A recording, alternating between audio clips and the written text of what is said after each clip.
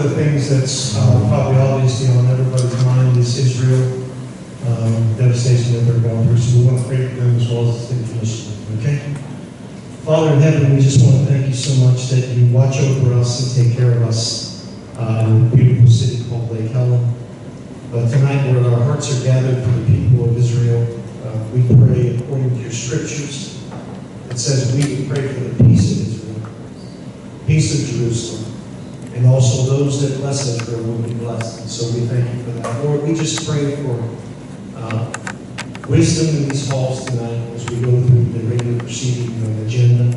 Bless every one of our commissioners and their family and our mayor and incoming mayor. Lord, we just ask you to preside over these situations and just give clarity and wisdom in Jesus' name. Amen. Let's get a pledge of allegiance. I have allegiance to the flag. I pledge allegiance to the flag of the United States of America and to the republic for which it stands, one nation under God, indivisible, with liberty and justice for all. Thank you.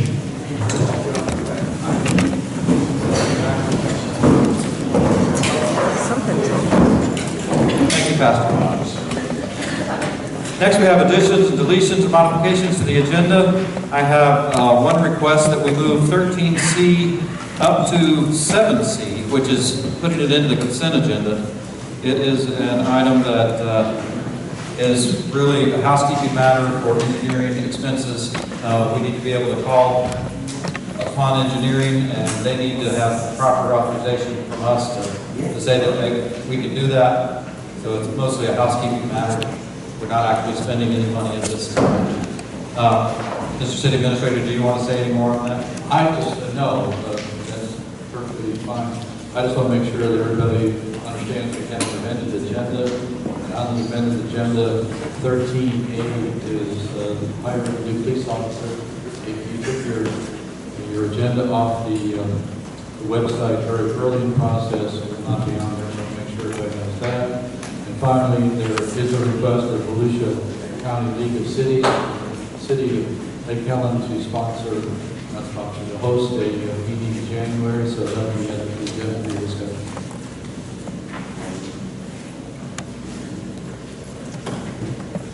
Thank you. Any further additions or deletions, modifications to the agenda? Without objection, we'll make those changes. Moving on to approval of minutes. Do I have a motion?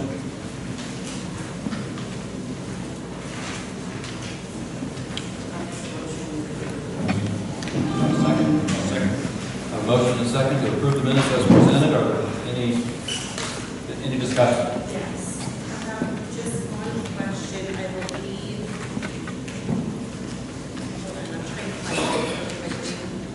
On page 6, it's just a housekeeping question really on 9B. It says VRU. Is that correct, or is it supposed to be E as an elephant? RU.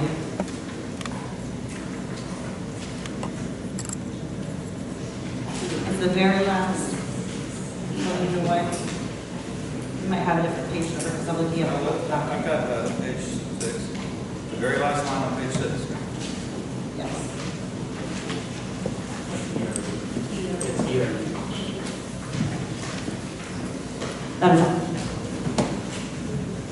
So it's correct as it is?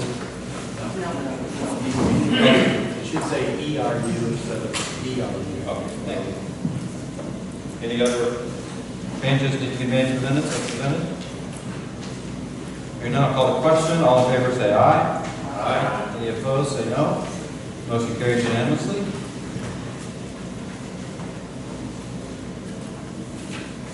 Next is, sorry, I lost a sheet.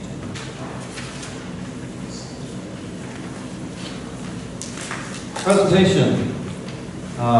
Mayor-elect Vernon Burton, you have the floor.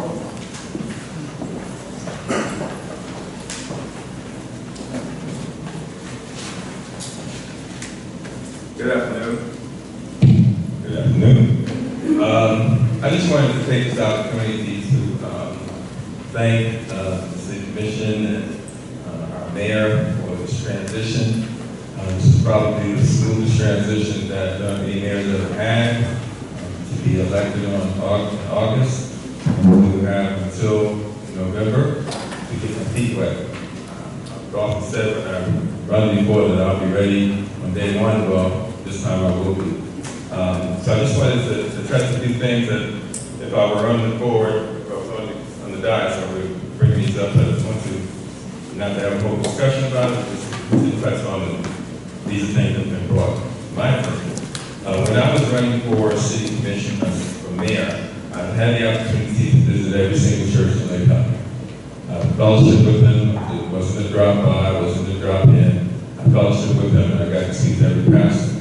There's only one pastor in all of our churches that actually lives in Lake County, Pastor Wishon, Lake Memorial. So I put the proposition to the pastor that maybe that if you as a group would be able to either gather together and meet amongst themselves. The other thing I also said that I'd ask that when we do put up our meetings, since we put them on the bulletin board, that are getting all of their emails and websites, that the city hall can send them a meeting notice so that they'll be in churches. Not everybody passes the billboard. I put something out on the table. Oh yeah. I did have a chance to meet with the headhunters, people who are looking for our new city administrator, and I think I have the opportunity, the privilege to have worked with every single city administrator that this city's ever had. So I brought that information to the table. Hopefully that it would be some help for them.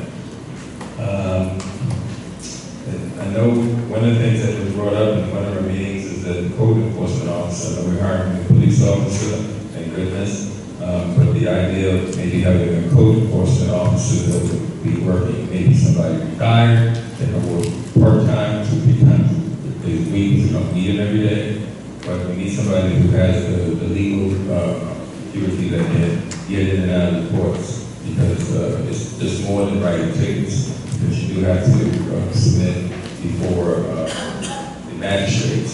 You have to do it in a professional manner. Just as another note, I did speak to Heather and her mom, the one that owned the cabin on the lake. They no longer own the cabin on the lake. Heather's now an American citizen. And she's trying to get her husband back in, but they got separated due to the COVID. They were trying to get him back in. So I did have a conversation with them, and I directed them to one of the churches, maybe the church. Last on my list here is the Creative Arts Cafe, Boys and Girls Club. I was talking to them about the Boys and Girls Club. Our Boys and Girls Club was the city building. The city donates to the Boys and Girls Club. Every day we have at least 80 kids. The roster is over 150, but not all kids come at the same time. But on the day that we came, there were only 60. So we do have enough space. We could use more space. I was also reviewing the Creative Arts Cafe contract with the gym. I'm sorry, I'm turning back to the commission. And it may be that we may not be compliant. And if we're not in compliant, then there is a penalty. I think on the real side, that I don't think the county would want to get into a spitball fight with the city about us not being in compliance, but that's not to say that they can't. What's missing out of the contract is that it was a teen center. It was developed for teens. And we don't comply with the parts of the grant that show that we are reaching out to the teens, that we might be somewhere in jeopardy. The fact that we got a building right next door to the Boys and Girls Club, I mean, that's completely empty. And we've got 83 kids on a daily basis, and they're very disciplined. There's a lot that can be done in that building, and it would also be able to, I'm not looking looking to usurp the contract that we have with the gym. As a matter of fact, we're looking to enhance it, because if they succeed, we succeed. Because that was the mandate of their contract. Their primary mission was their priority was to present the city of Lake Helen to be responsible for the compliance. That's what they were here for. But we wanted to be able to bring them into compliance. Like I said, I don't think the county wants to get into a spitball fight with the city. And what I'm proposing, I'm on the board of directors of the Boys and Girls Club. We have clubs in 2 counties. We have at least the resources that can be brought to bear just to take the program that the Creative Arts Cafe was written for, and then put a program in. It's required that we have, help me out here, is it 10 meetings for the Creative Arts Cafe? 10 required. The goal is 10 meetings that are echo related and 10 that are not, Okay.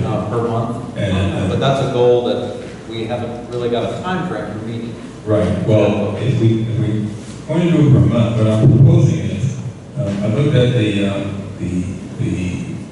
programs that are listed, and I think if we showed up on one day with 30 kids, 10 kids in the historical part of it, 10 kids in the ecology, what do you call it,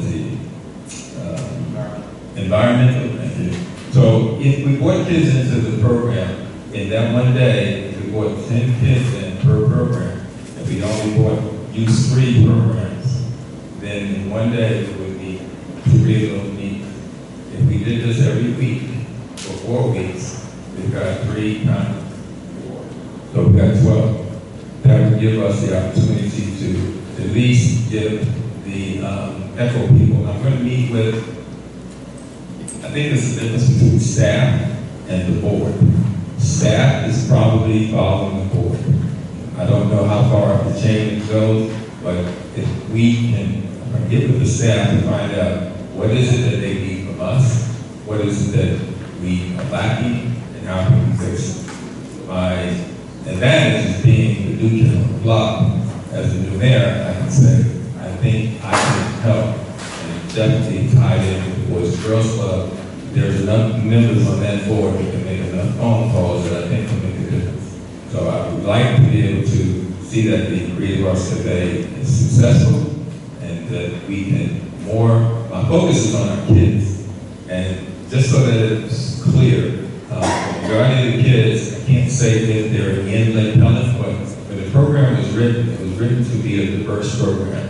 And I think the diversity that they were looking at was actually Deltona and DeLand, rather than DeLand, because the land was a little further away. There weren't no big furry parks. So when we wrote the program, to be able to show that we're reaching a broader community, the fact that we have the Ivy Home School, which is a charter school, we meant to say we will about it, but with the 315, I can see all those cars leaving. But each one of those cars that has a kid in it that can also be part of the Boys and Girls Club, that goes in our stats, that we're reaching more than just Lake Helen, more than just Deltona. And I would like us to be able to look at it from the standpoint of my daughter. She passed last year, breast cancer. My granddaughter, I would take her to school every morning at 7:30, and she goes to Volusia Pine. And from 7:30 in the morning until school's out, when school's out, the school bus would pick her up and take her to the Boys and Girls Club. She'd stay at 7 o'clock. Her best friends were kids that were in Ivy. And some of those kids live in Tona and the land. So my point is, I want us to think that the Creative Arts Cafe should only service the city of Lake Helen, but the diversity that we're being able to bring into this program, which was written for that. So we have an opportunity to just bring more kids together and bring them under a roof that will give them a safe place. Because our kids, if you read stats on our Boys and Girls Club, that program is probably one of the most productive in our state, and it does save the state a lot of money because we don't have kids. We have a low pregnancy rate. We have a high school graduation. And we also have a high commitment in going to college. So those are the kids that our kids, the young kids, are going shoulder to shoulder with. So I think it would be an opportunity for us to do something that would take us off the roles, because I've been given to believe that because of the Helens, the derelict of our responsibilities at, with the ECHO, that we have put up as a model. So somebody who is not providing, following through with their obligations, they say, well, look at Lake Helen. Well, I want us to be looked at, but not at the next. I want them to look at Smile, look at the health, look at what they did. We have the opportunity to do that, and with the commission and the board, and I really look forward to working with Rick. I'm an issue, but it's been a long road, but so I want to thank you all, and that's the end of my little presentation.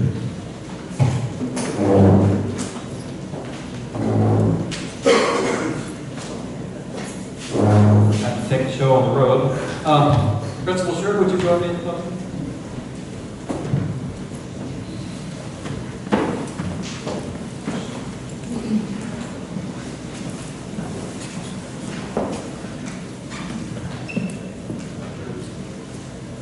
I wanted to present you, I thought we were going to be meeting tonight at the Ivy Lawn School, and that I was going to be giving a proclamation of appreciation to Principal Shore because she was going to be there with us. Instead, I gave her an extra night's work this week, and I apologize for that. But I want to do this proclamation of appreciation. Whereas the City of Lake Helen must always operate in full view of the public, and whereas the City Commission chambers were recently found to be contaminated with toxic mold, making the room unavailable, and whereas the Ivy Hall Charter School came forward to volunteer their beautiful modern auditorium for commission meetings, and whereas the principal of the school, Ms. Danielle Sure, volunteered her personal time to support the City of Lake Helen and the operation of the audiovisual systems, and whereas the offering was made free of any costs, was much appreciated and a true symbol of community cooperation and mutual respect for the various roles each organization plays in the community. Now therefore be it proclaimed by the City Commission of the City of Lake Helen its most sincere appreciation to the Ivy Hall Charter School and its participants, in particular, Ms. Danielle Shure for her leadership, understanding, and cooperation. Executed this 12th day of October 2023. Thank you so much.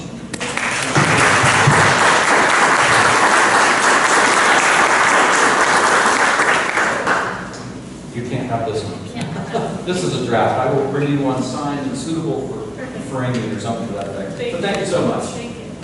I first met Ms. Shure. One of her first nights, she came to a commission meeting to introduce herself, and I didn't know who this person was. I just saw her name, not her title. And she ended up waiting until I think it was around 12:45 that morning, and then came up to the podium and said, "Hi, I just wanted to introduce myself." And I felt so terrible, but she had that same smile on her face, and we do appreciate your school and all you've done for us. Thank you. And I suppose I should say, can I do that without objection? Is there objection to that? Okay, I didn't think it would be, but now it's official. Next on the agenda is approval of meeting minutes. We did that. I'm not sure how we moved that to a different place, but okay, so acceptance of bills paid report. Do I have a motion?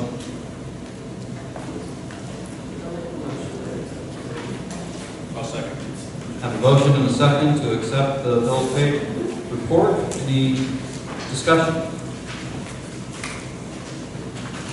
Hearing none, I'll call the question. All in favor say aye. Aye. Any opposed say no. Motion carries unanimously. I would like to say on the topic of bills, so I don't forget, Ann Robbins made a good point the last meeting about a particular type of report that she used to get, a variance report that she used to prepare for the city. I talked with our finance director. He said it would be something we could definitely do. I asked him to put together some examples of that. So that might be something that will be available to the next commission. Might be helpful. The old business, public hearing, ordinance number 2023-05, an ordinance providing for single-family and duplex site plan review. Mr. City Attorney. Ordinance number 2023-05 by title only for second and final reading. In order to the City of Lake Helen, Florida, amending section 5.01.02 application for building permit and creating section 14.04.01 single-family duplex submittal requirements to regulate submittal requirements for single-family and duplex developments, providing for legislative findings, providing for conflicts, providing for severability, providing for codification, providing for effective date. Thank you. Mr. City Administrator, would you like to kind of introduce this a little bit or remind us of what it is? This particular ordinance was read for first reading in August, and it's an attempt to really clarify and to codify the new procedures the city has put in place for obtaining single and duplex home permits. Heretofore, we've not been as elaborate in our requirements, but we found it necessary when we had the incident with the sidewalk not being on the sidewalk plan, and therefore the allegation was that they didn't know they had to do it. So this particular ordinance now has all the requirements that are necessary for a site plan. I will point out that Commissioner Eckert did question vertical versus horizontal, and we have not forgotten the question. Vertical refers to just as you would manage the vertical construction. And he questioned where it was horizontal. Well, the horizontal is the rest of that particular paragraph. Because there are so many things in construction that are horizontal versus the vertical part. It was just not mentioned as a specific item, but it's contained within that same 5.01.02 application for building permit. So with that, it's ready for public hearing. Motion to approve motion to approve ordinance 2023-05 as read. Second? I have a motion and a second to approve ordinance 2023-05 on second and final reading. Is there any discussion from the commission? I know sometime in the past we had talked about the structures that go into the HOA having a spot for them to be recognized. And I noticed in this one that there's nothing further input into anything going into the HOA area. And I thought we were going to put something in there that allowed them to have a requirement for a letter from the HOA that they've been able to review it and their comments. That would be part of the package. We talk about notifications. We do notify people who come for a building permit if they're in the HOA. They also need to get permission from the HOA. And what we emphasize, though, is that we have rules and they have rules, and we are both separate entities, and they need to satisfy both entities, which is sometimes strict. But we cannot void or decide on ours. We cannot do the same with theirs. They need to satisfy their rules and regulations. We need to do ours as well. So, but we do notify people who are in an HOA that he needs to go to the HOA, and it's up to them if they want to go first or second. Seems like the HOA hasn't been getting any input into the new constructions, and seeing as how they're recognized by the state as a governing agency, as we are, we need to have them have the same recognition that the state gives us. They do. So we simply turn down the request. So that we can work cooperatively with them to, and if we don't have anything from the applicant and we know that they live in the HOA, if there's some way we can say, well, you need to go back and let the HOA review it before we do anything with it. That way we have their comments ahead of time and our boards can look at it to see that it meets both requirements. HOAs have what are called covenants of restrictions, which are private regulations that the developer and the property owners agree to. The city does not enforce those. We have our regulations that we adopt for the public good, for the community as a whole. HOAs don't do that. They adopt regulations just for their own good, only for their own HOA. So if we were to say, we're not going to review your plan until your HOA signs off, we'd be violating the law. We can't do that. HOAs are not governmental agencies. They do not have the same status we have. They are a not-for-profit corporation, but they are not a governmental agency.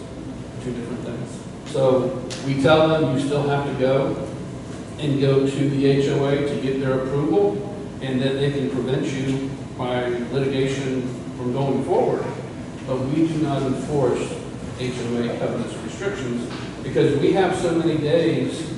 When we get a building application submitted, we have so many days by law that we have to turn it around. And we have to base that on our regulations and state law regulations such as the Florida Building Code. We can't say you don't comply with your HOA regulations. Those are not our regulations. Those are private covenants and restrictions that are between the property owners. So we let them know, as Lee has indicated, we let them know that they have to go still to get approval from the HOA, and it is a chicken or egg thing, which one are you going to get your approval from first. But they really should work simultaneously together on that. But I would not advise denying a permit or review of an application until the HOA signs off, because you've effectively drawn the city into an HOA dispute. That's what you effectively do when you do that. I'm thinking what Roger wants, and maybe we have in play already, is do we have like a cover letter that's with the permit package that goes to the applicant that says you're in an HOA and you have a responsibility to contact them? Because that's the obligation really that we. That's one way of going, yeah. We do. Okay. It really hasn't been, there have been a couple of issues, a couple of occurrences where issues have developed that I think really turned out to be more matters of stubborn behavior rather than difficulties. And, nobody can tell me what to do. But we can. Any other further discussion from the dais? Okay, now I'd like to open the floor. This is a public hearing. I do have a blue card from Mr. Kurt Sniffen. You'll be next. While you're coming up, I'd like to say, forgot to mention this earlier, but these things do need to be filled out. We have blues, and anytime you'd like to address us, we ask that you fill this out and fill it out completely. So for our records, it's a part of our meeting records, and it's part of our public records requirements. So we do ask that you fill it out completely. Thank you. Mr. Sniffen, the floor is yours. Thank you, First District, Lake County. As Vice President of an HOA in the Woods of Lake County, I understand what you're all saying as far as, you can't do certain things because of legal reasons. But then what happens now is that you bring us into a legal battle with a home builder or a homeowner, and then who's now liable because they say the city approved it, we don't have to listen to you. And that's where we run into the problem on Pennsylvania Market. Right? The city said I can put it there, you have no recourse. So, I'm sorry? You do have recourse. You're right, but who gave them permission to put it there? Well, And that's the issue. it's, If the city says you can, and we say you can't, then who's not liable for ripping up that sidewalk? The city already gave them approval to do it. And that where lies a lot of the problems. Because if the city says, yes, Mr. Smith, you can put your sidewalk right there. And we say, no, you cannot. And then we go to court, we win, who's not liable for that sidewalk? The city is here. You gave that approval and for them to put it in. The property owners. Even if you gave them the approval to do so, it's a signed contract. But it's still, they met our requirements. You're conflating two different things. We have our regulations. I like to reserve my time, by the way. And we have our regulations, and if they comply with our regulations, they're entitled to it. Your regulations are a totally separate thing. I understand It's that. a totally But separate if thing. we want a working relationship with an HOA, we should be allowed to have some input, because if you say you can paint your house pink, our HOA says no, the city says, well, they can. But see, the flip side of it is, if we say, until the HOA okays what you want, we're not going to issue the building permit, we're dragging us into your dispute, which is a private property dispute. I understand that. So maybe the idea, and I think Mr. Batso had a great idea, on the permitting form. We do that. No, because we've got nothing from the builders. So somebody's checking it off. I'm sorry. If in part of the process, in addition to the person who's applying for the permit, that they get the letter that says you need to go to your HOA and make sure that the plans are in compliance with your HOA. If you're asking us to also notify the HOA that at address 223 blank ABC Street is applying for a permit, and we're now notifying them of that. So it's really our responsibility to notify the applicant of the permit. But if you're asking us to also notify you at the same time, so they don't just say, I'm not going to notify the HOA so I can see if I can get away with something, that's not our responsibility. But we can, I don't have a problem. Well, I agree. Notifying the HOA to say. Neither do I. This application. Right. And, well, here's the thing. I mean, we have an historical preservation law, and I get that. And, you know, some of us can't get here in the dayside because we have jobs where we have to go to work. We just can't take the time off to get there to actually come and speak on behalf that, hey, these are our ordinances. You know, But if you're asking the city to let the HOA be notified when somebody wants to pull a permit in your jurisdiction, I don't see a problem with it. I don't see a problem with that at all. But that shouldn't affect this ordinance that we're dealing with. Well, then that needs to be agreed upon somewhere, that we can notify the permits get ready to be pulled on it so we can have a discussion on it. I mean, I get it. I mean, you have something coming up, and I have it on where I can speak on it as far as I'm home that wants something done that goes against our guidelines. But once they say the city said yes, we're dead in the water. Yes, we can go after it legally. There may be a recurring theme of misunderstanding by property owners that way, and I hear what you're saying, and I understand your frustration a little bit anyway, just when you're explaining. But it doesn't really put us in the position of enforcing yours. No, we're not asking We enforce ours, to we enforce yours. But if we say, hey, they can't do it because this is our rules, you know, then you can say, okay, it's their rules, so we can't approve it. That's what I'm asking for. Our rules say you cannot do A. You guys want to say you can do A, we say no, they have to do B. But you got to go ahead and approve A. Guess what? Now we got to get our attorney involved, you know, to fight this battle. And then the whole time the people are still putting the fence up. And you're right. That's exactly what you have to do, but that's what happens when an HOA decides to put rules and regulations in place that are over and above what the city requires. You put yourself in that position. I get that. Yeah. I understand that. So you're the one that has to. Okay, that's fine. Talk about Okay. the attorney. But for us to notify you that somebody's getting ready to pull a permit, that way you know what's going on. You can get in the game, you can get in there early, and you can make this, you can set yourself up. Well, that's all right. I'm going to be speaking on a few of the Yeah, things. instead of us trying to fight to make things perfect, you can set yourself up to where we were notified, we notified them, there's the paper trail, they didn't do what we did, now we're going to take you to court, and they will pay. Because you've got your paper trail. Well, and I'm going to give you an example. We have something coming up on West Park or 391 West Park. I actually reached out to the builder. The builder met with me and we talked before it even comes before you guys. And there's an understanding. And that's all we're asking for. You know, some way that we can come to an understanding. Yeah, you're talking about something that really needs to be in process and procedures, not necessarily in an ordinance. Thank you. Yeah. Easy way to put it. Is there, Can we see that something like that is put in process that they get notified anytime we receive something that's going to be built in their area? It would have to be for all HOAs, not just the woods. I don't know how many, if we have a list of the active HOAs, the ones that exist, but all HOAs that we're aware of. As you know, some subdivisions have HOAs that aren't active. You know, there's nothing we can do about that. And we could have covenants and restrictions that are on property that are not in HOA.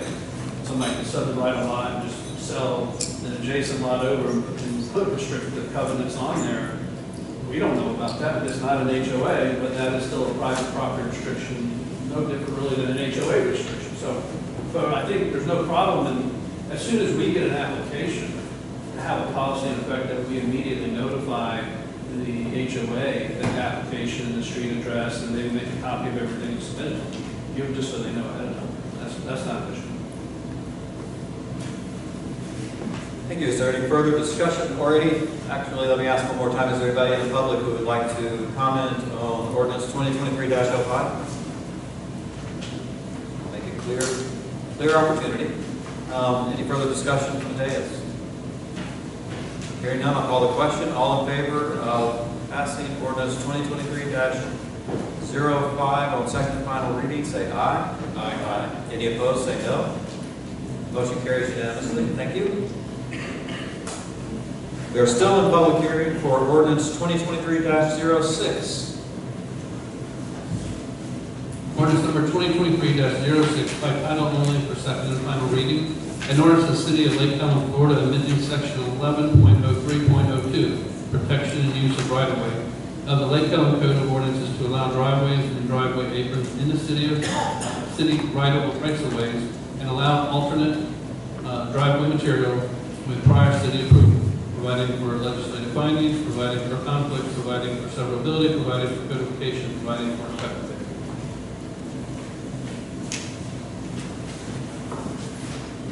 This particular ordinance clarifies the code, which right now prohibits construction in a public right-of-way. And as we all know, we construct sidewalks and driveway approaches in public right-of-way. So it's a mere clarification of really allows what we've been doing since the beginning of the city, actually.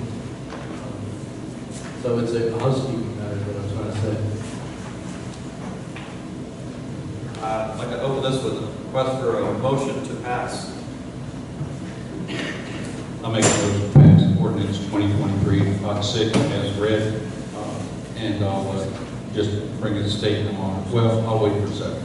Second.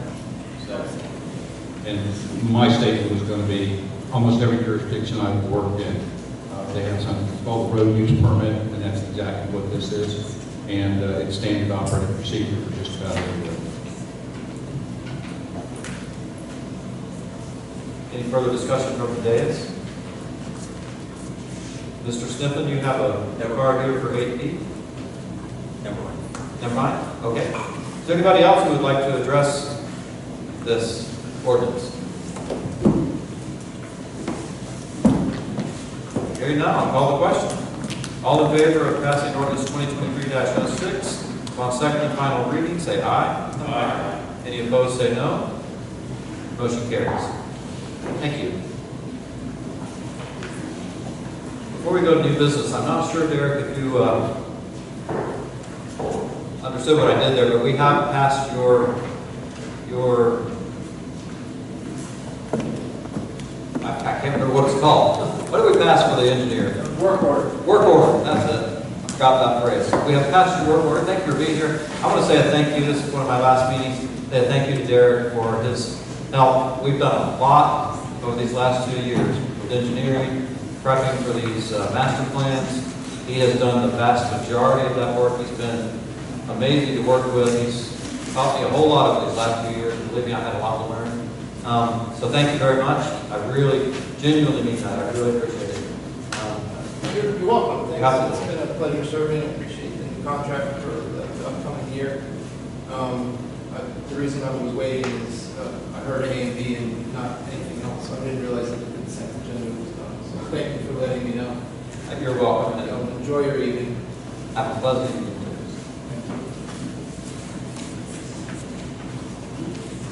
New business. Item 9A, cemetery updating services. Would you like to introduce this, sir? Did you vote on that? Oh, did I thought I said. I didn't hear a motion in a second. Yeah, on the ordinance, yes. No, on the work order. We did that under consent. Under consent agenda. We did that as a consent. If you would like, we can vote again if it was unclear, because I'm not going to test fate. That's fine. I don't want to, it wasn't a sleight of hand, I was just trying to the same position there. All right. Very good. So now we move to 9A, Cemetery Updating Services. Mr. City Administrator, would you like to introduce this one?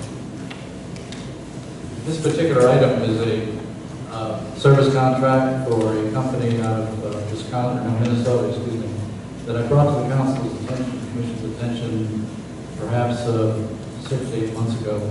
And at that time, after some discussion, it was decided to put it off until the budget development process. We did that in the budget development process, and in the adopted budget is funding for this particular work. And it basically goes back to the records that are available for the city cemetery, going through the Historical Society.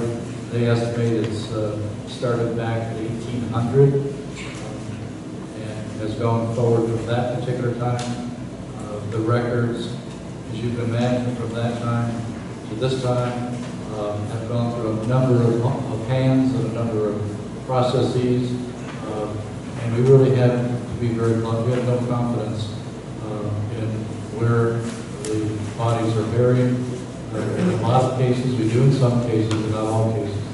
So this particular company specializes, and the only thing they do is they research all the records, they physically come down, walk the cemetery, identify headstones, identify the records, and come up with locations and vacant lots versus completed burials. And this is what we're asking that it be done. So we have one final set of records we can digitize and carry forward to the future.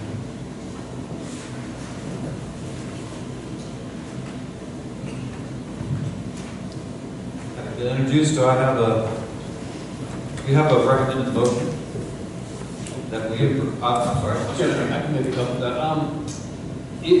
Obviously, we need to, I think this is a sole source situation, so we need to waive the formal bidding, but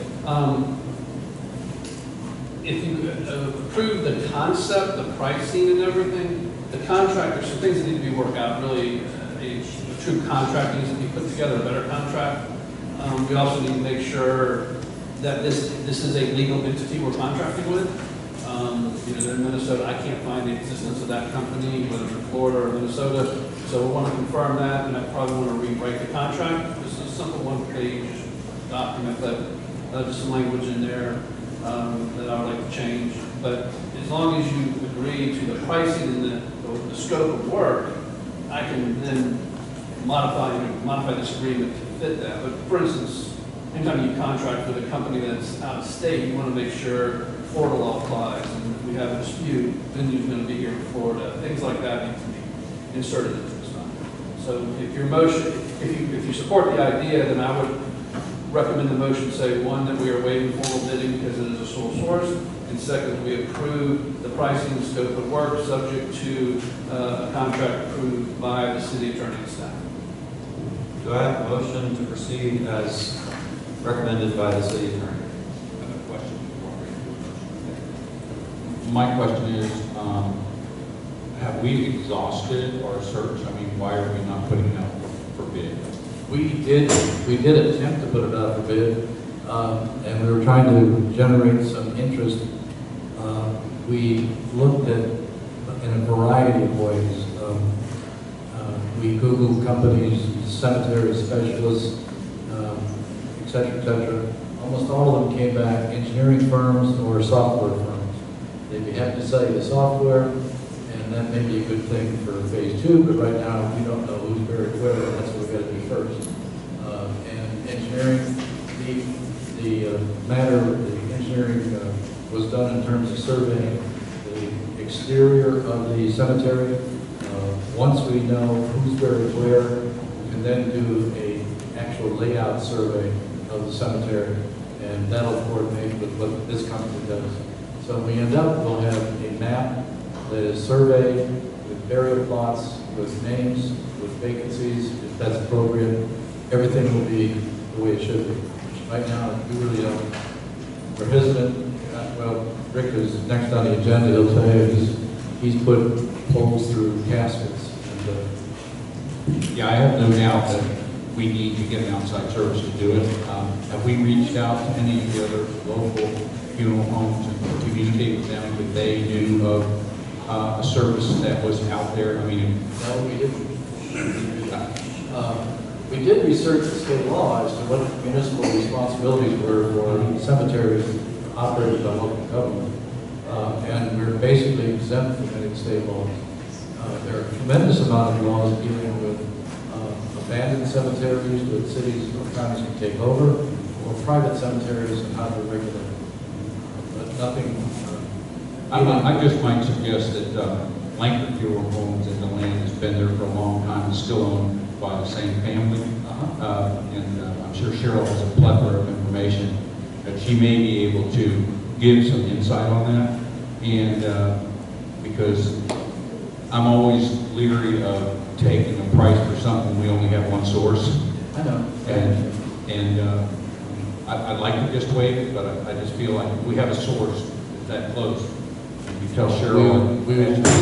We'll be happy to explore that and come back in November. Okay, thank you. Well, that's, and I don't need this meeting, but that's one commissioner's opinion. Does anybody want, and we've got this introduced, does anybody want to move forward? Or is,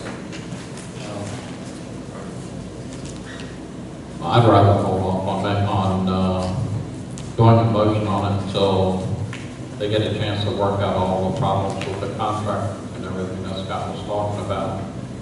That way we're not putting things out there that hasn't been finished yet. well, it sounds like we have an effective tabling of this item until a future meeting. You had two issues come forward. One is further exploring whether this is really sole source or there's any other option out there.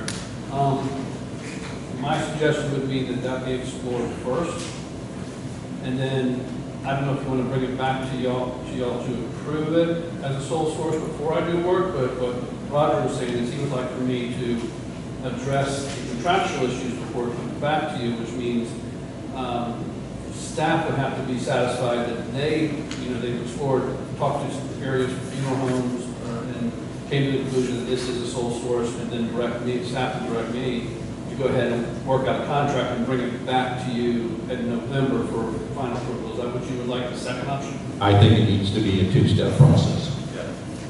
Okay, the two-step, do you want to approve sole source before I do work? I would say yes. Okay, is that okay with you, Roger? I don't like sole source, I'd rather them search and see if there's somebody out. That's step one, and then come back with. Okay, so we'll do sole source first, you approve that, then I will then work on a contract. Yeah. And you'll find out whether you need sole source after you investigate a little more. Okay? Thank you. Is there any, Commissioner Bishop or Commissioner Rutledge, do you have anything to add? Any concerns? Okay, so One of the main reasons I'm going is because there may be a company out there that wouldn't just look at the records, update the records and stuff like that, create a program. They might also do both in justifying the records and where the people are and stuff, and do the survey of the cemetery to make sure that the plots are located where they're supposed to be located and the roads are located where they're supposed to be located.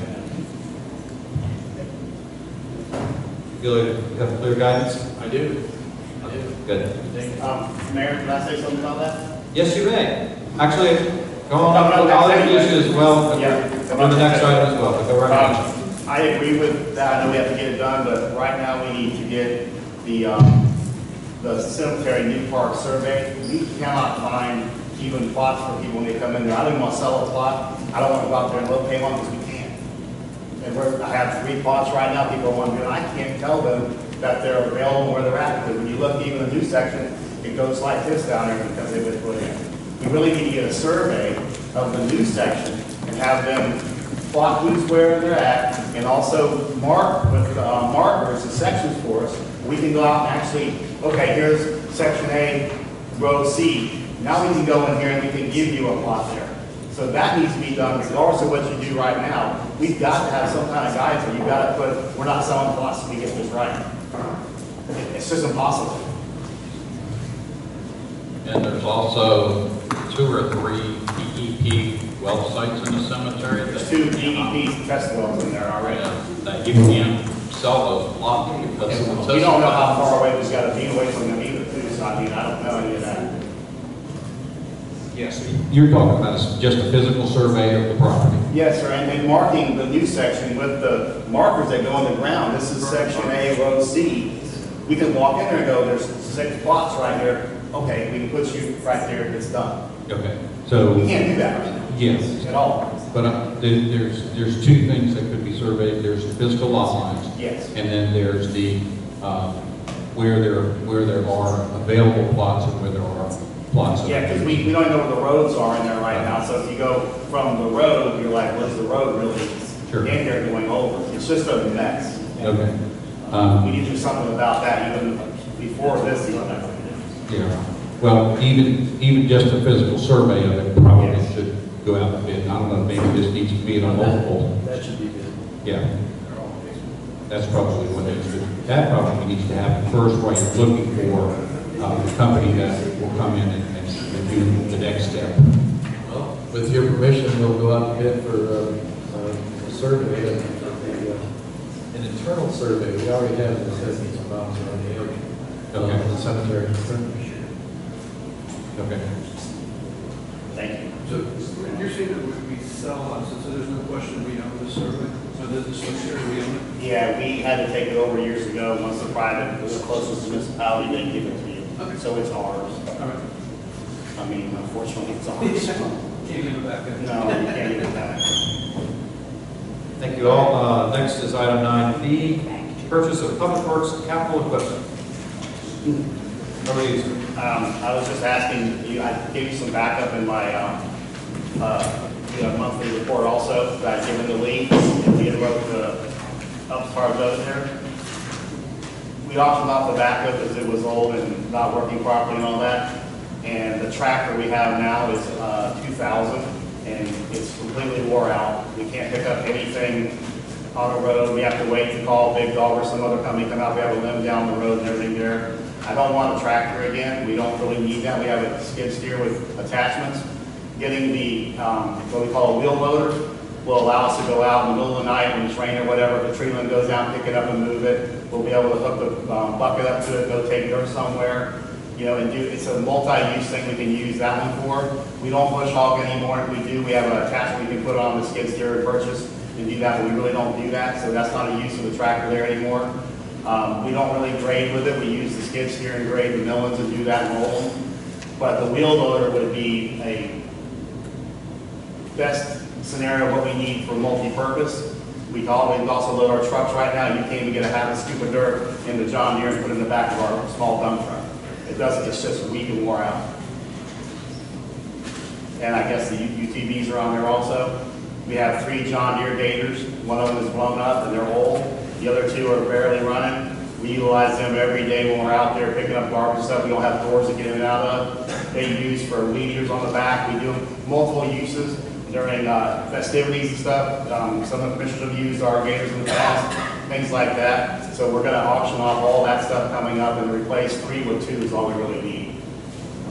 And that's my opinion.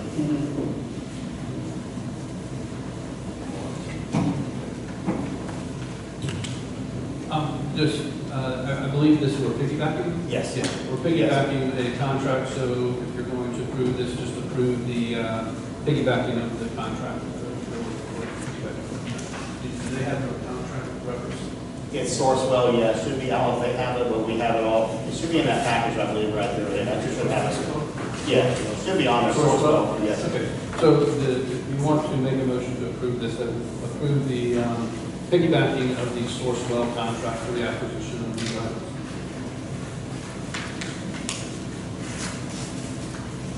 And you're looking for a motion to Approve the buy of the wheel loader and 2 so UTVs. both of these things that we have. Yes, sir, 3 things total. There's 2 UTVs and 1 front end loader. The piggyback, not company for Sourcewell? Yeah, they were both Sourcewell. I make a motion that we approve the piggyback purchase through Sourcewell for both the front end loader and what do they call it? Two UTVs, RTVs they call them. RTV Yeah, 520s. yes. Have a motion, do we have a second? Second, for discussion purposes, anyway. Rick, is that a front end loader, is that a combo front end loader backhoe? No, we don't need the backhoe part because I have the mini excavator. Oh, you now, got the mini, And okay. the mini does everything for the water that we need done. Good. Has a grapple. I got a grapple on there, also everything there, the attachments that go in so we can utilize it 100%. No, I'm good.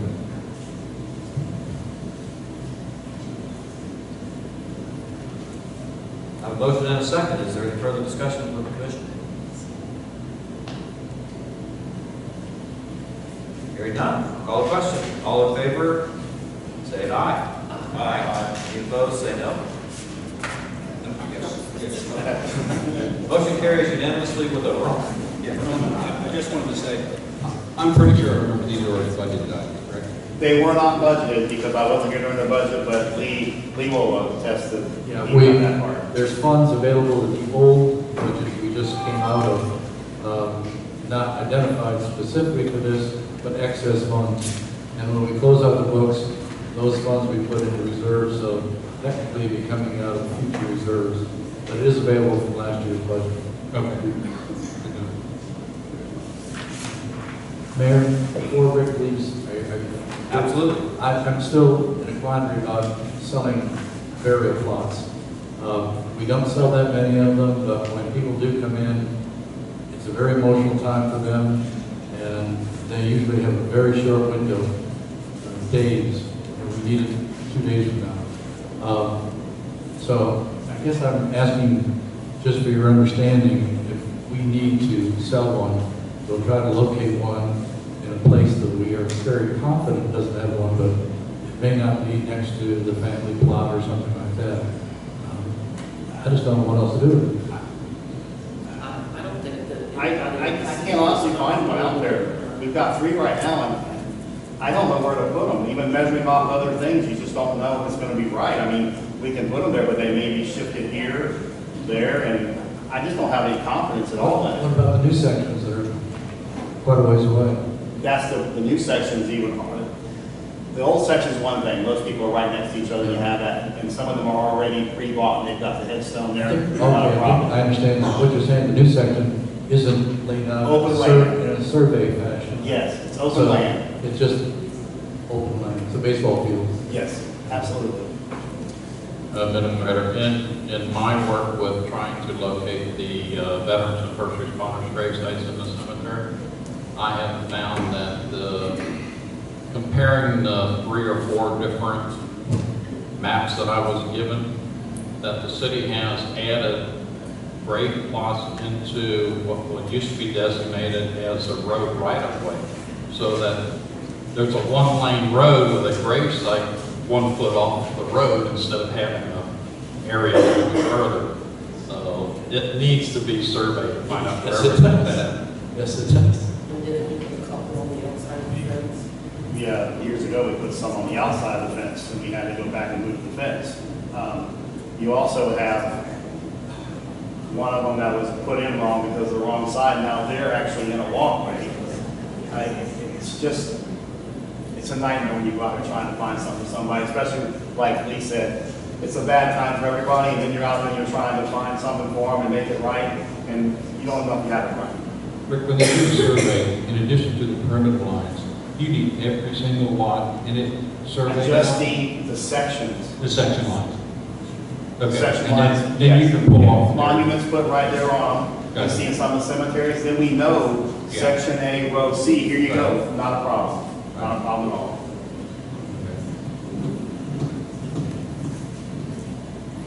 So we feel about the 3 we have there. I'm gonna do the best I can. So I don't know anything else to do, the best I can. Try to come off the back lines of the cemetery and try to measure and see if we can. I don't know.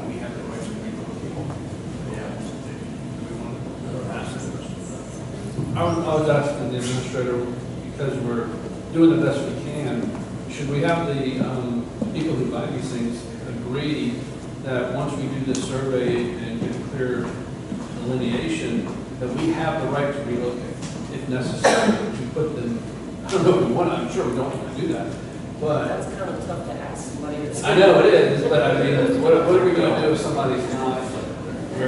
No, but, I mean, I don't know, I just don't have that. no, I don't disagree with it because it's like your client never wants to hear you tell them, oh, I'm sorry, I can't get there the week that you want to be there, but 2 weeks later I can get there for you. Well, they want to know that 2 weeks ahead of time. They don't want to know it the day before you're supposed to show up. So the sooner you give people bad information, the better off you're going to be. And that's what we need to do to stay within the limits of the law and to protect the city. That's what our responsibility is.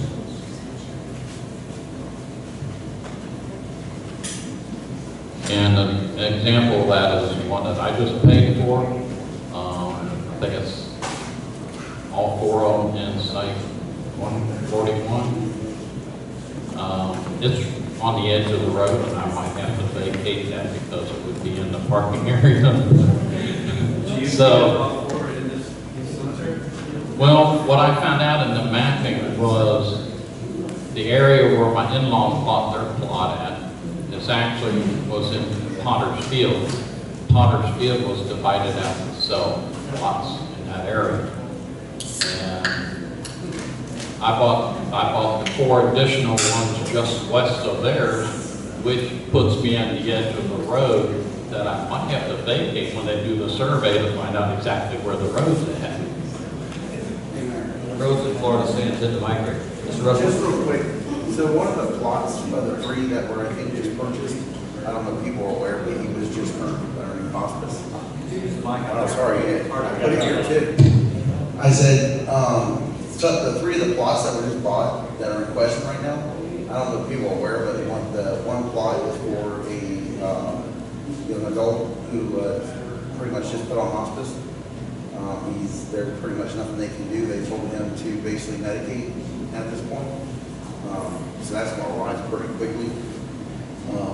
The only reason I'm saying something, I'm just a suggestion because I don't know if it's allowed, but maybe the possibility if we can get one section, like y'all can approve amount of money and they get the cheapest bid to go along with it. So one section. I just know that that's going to be a big, within months probably, going to be an issue for that, for him. Yeah, I understand the immediacy of the need, and the reality is like you said, you're going to have to do the best you can with the information we have. We can't get a partial survey. We have to go through the process of getting a survey. That's going to take a while, so you're going to have to try and come up with your best answer. But I think they could do it in like quadrants, but the new section down there, and once they find the road, if they can plot the road, they can go the road to the right and find that area, because that's where most of them are being bought right now, so we can get you here in this area for now. We probably could have a surveyor come in and just mark the roads and all that. Mark the roads, that's on the current survey. I don't know how you're going to get anybody to come fast. It just seems like. I know, and where I met the young man's dad out there, is really near the fence line. I think I can probably pull some things and probably get that one, but again, This needs expedience. as fast as we can do it, please. This has been on the books even before, way long time.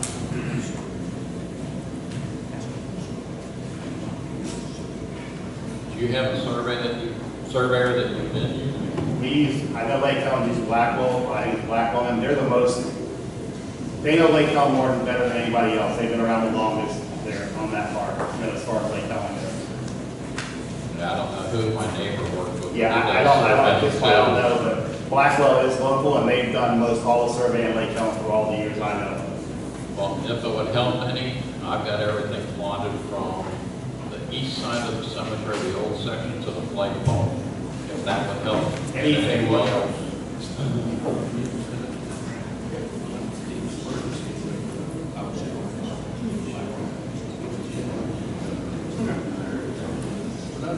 So, Mr. City Administrator, I think we should probably contact Blackwell and then see what they can provide for us on an expedited basis.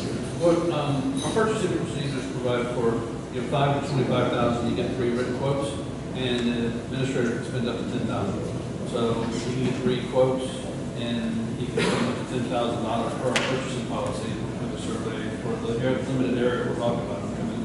I think it would. I hope. I don't know. If we can make one of the criteria the speed with which this thing can be done too, so it'll be twice as well as speed.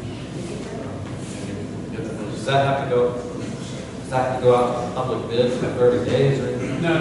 Over 25,000 for that. Okay. It's just 10 to 25,000 is 3 written quotes. So I think you have full support from the commission to go there as quickly as you can. Yeah, so we will do that, and we will come back at a later time with the actual service of identifying who's already there. That's become almost a secondary problem right now. First one is finding places to put people. Thank you very much. We'll work on It will really help a lot. We'll work on that first. Did you have anything further you want to say with your presentation? No, sir. I give you the report and anything you get every month. And everything. I do have one thing that's probably going to come up later on. You have the Butler Express coming up later on, and there spoke to Ben Hester, the owner of Central Florida Inc. He's going to donate the porta johns for all the December activities, from the parade to everything this year. So we won't have to pay anything. And one more thing, Ed Sinez Sr. has offered to put a brand new roof and everything on the ball field concession stand. I'm trying to get Eric to do it so I can have it use something else, but if it doesn't work, Ed Sinez is going to put a brand new roof and all the flashing and everything, repair the whole thing for us for no cost. Okay? Anything else for me? I have a question, is with the porta potties and everything like that. I know, I don't even know if this is the right time to ask, but you would know. Last year, we blew our tower light. That's another good thing. I should have brought that up. Today we had a beautiful windstorm, and the siren is no longer up in the air, it's now on the ground. The woodpecker hole that was huge, I showed the mayor and them. It fell, didn't hurt anybody, shattered, it's no good, we're going to get it out of there. But I had always thought about using the pole and having KDT Electric come in and put lights on it to shine down the parking lots there and utilize that pole and stuff in that area. So it would help us on the light tower usage there for the horse arena and any activity, at Strawberry Festival, any activity. They can turn the lights on at night, clean up, or have them for the parking area. Because I know last year they had it, and then we had it rented Right. for ourselves to the tune of $300. Right. Okay, that was just. That might do both things if we do that there. So I wanted to leave the pole there, put the lights up there, and that would give us twofold there. Any additional questions for the public works director? Thank you. Appreciate it very much. Next, we have a quasi-judicial hearing, which is certificate of appropriateness for what two properties, I'm sorry. There was a car, a blue car.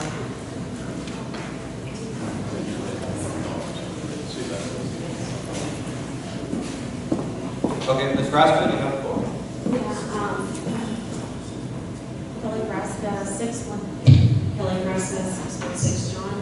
I had a question with Rick. You don't have to get back up. We have the ground penetrating machine. Does that not help us in a pinch? No, not for that. That's just if we want to locate something there. It's not going to help us plot things out for No, I mean for a burial, something that's coming up instantly. That's not. No, that just helps us find what we want to know if it's there or not. The new section is all clear. It just doesn't have a clear designation where we can put things at. Yeah. Also, don't we still have all the records that Ann Robbins did when she was employed, or when you were employed, right? You did it, yeah. She did all the records with the cemetery. We do have all those records, so go ahead, I'm sorry. Yeah, we do have all those records. Difficulty is they conflict with each other in some cases.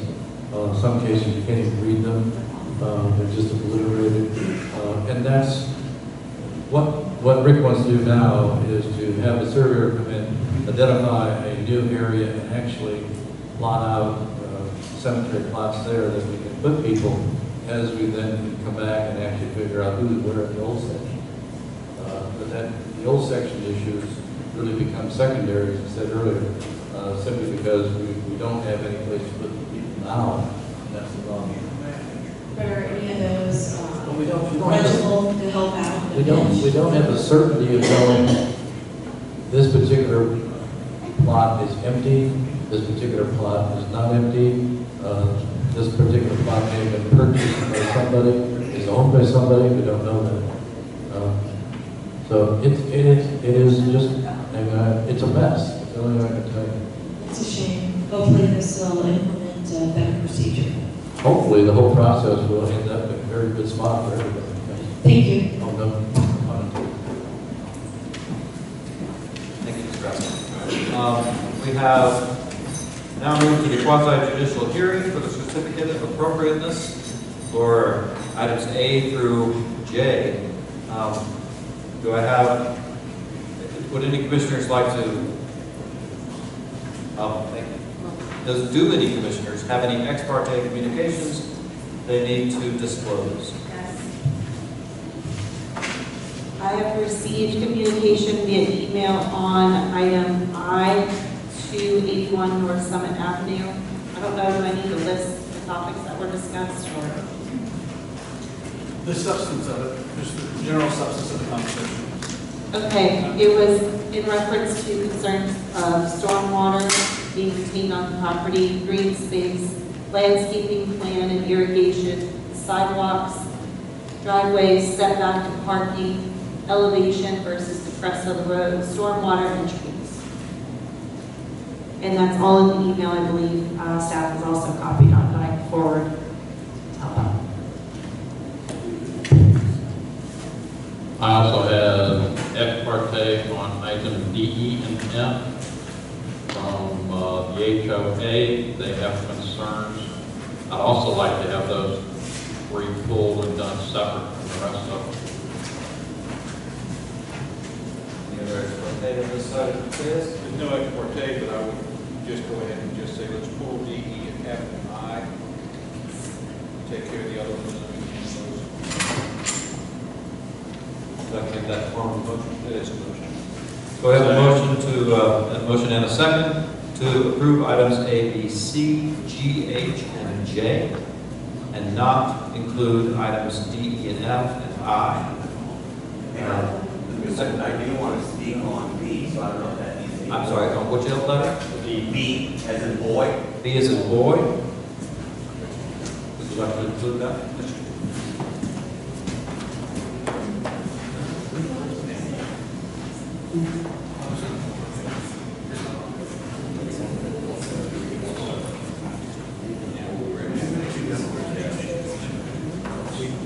We've gotten to where it's almost every other one anyway, so we're just going to go one at a time. And that way there will be nothing lost in the confusion. So we'll start with item A, certificate of approval for 350 West Pennsylvania. Any discussion or motion concerning this certificate? Second. A motion and a second for approval of item A, COA for 350 West Pennsylvania. Any discussion? Hearing none, I'll call the question. All in favor say aye. Aye. Any opposed, say no. Item A is approved unanimously. Item B, certificate of appropriateness for 425 West Pennsylvania.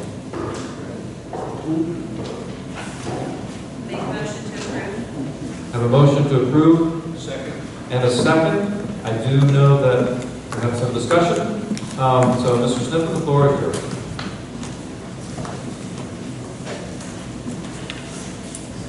And if you would, yeah, use the microphone and introduce yourself again. It helps when we're taking this. Absolutely. It's Kurt Smith. Here's where I was talking about if we run into an issue. You know, our guideline says it has to be so far off in front of the house. They're asking for this fence to be right off in front of their house. So I'm asking just to save time, because if we deny it, it's going to have to come back before the HPV, blah, blah, blah, blah, and then we're gonna get back there again. So that's where that working relationship comes in handy when doing these things as far as wanting to put something in. So the only thing I'm asking is that you guys just deny this, send it back as denied, and then that way they can start over and just say, revert back to your HOA guidelines. Because here again, the city approved it, they start building, and we've got to get marketing open involved, and it just, or a stop work order, and then it's a whole battle all over again. But I think it does go back to what was said earlier, and correct me, Mr. Attorney, if I'm wrong, but for us to deny it based on your What's the recommendation. guidelines for the city for fencing? I'm sorry? What's the guidelines for the city when it comes to fencing? Does it have to be so far off the front or back or anything like that? Is there an ordinance that the city has? I'll have to turn that over to the ordinance people. This particular property does meet all of our requirements. It was approved by the HPV, so it's ready for your decision. All right. I just want to put on the record that, it does go against our guidelines. Well, you want to put on the record that what, I'm sorry? That it goes against our guidelines. Okay, so that's something that perhaps we can, here again, tell the homeowner that. Well, we will, but then it's going to have to go back to the HPV. It's called, it's just cutting through so much red tape. That's what I'm trying to prevent, with all this happening. Because the person wants to vent, we're going to deny it. It's going to go back to the HPV. It's another 3 months. Yeah, that's why these things really need to run concurrently, as we said earlier. Yes. And I understand, I'm not telling you that I I scold you, understand. I'm saying, we really do need to work out some cooperative procedures here. Yeah. So that's the way we're going with it. What's the HOA setback? Is it 8 feet off the back? It cannot be, it has to be at least 8 feet from the front plane. 8 feet from the Back front from of the the front plane of the house. In other words, your requirement is its relationship to the house, not The front of the necessarily house. the property line? The front of the house, 8 feet from the front of the house. Okay, so your requirement is, it has to be a minimum of 8 feet from the front of the house. Yes. And so, if this fence is put in, it's less than 8 feet to the front of the house? Right on the corner of the front of the house.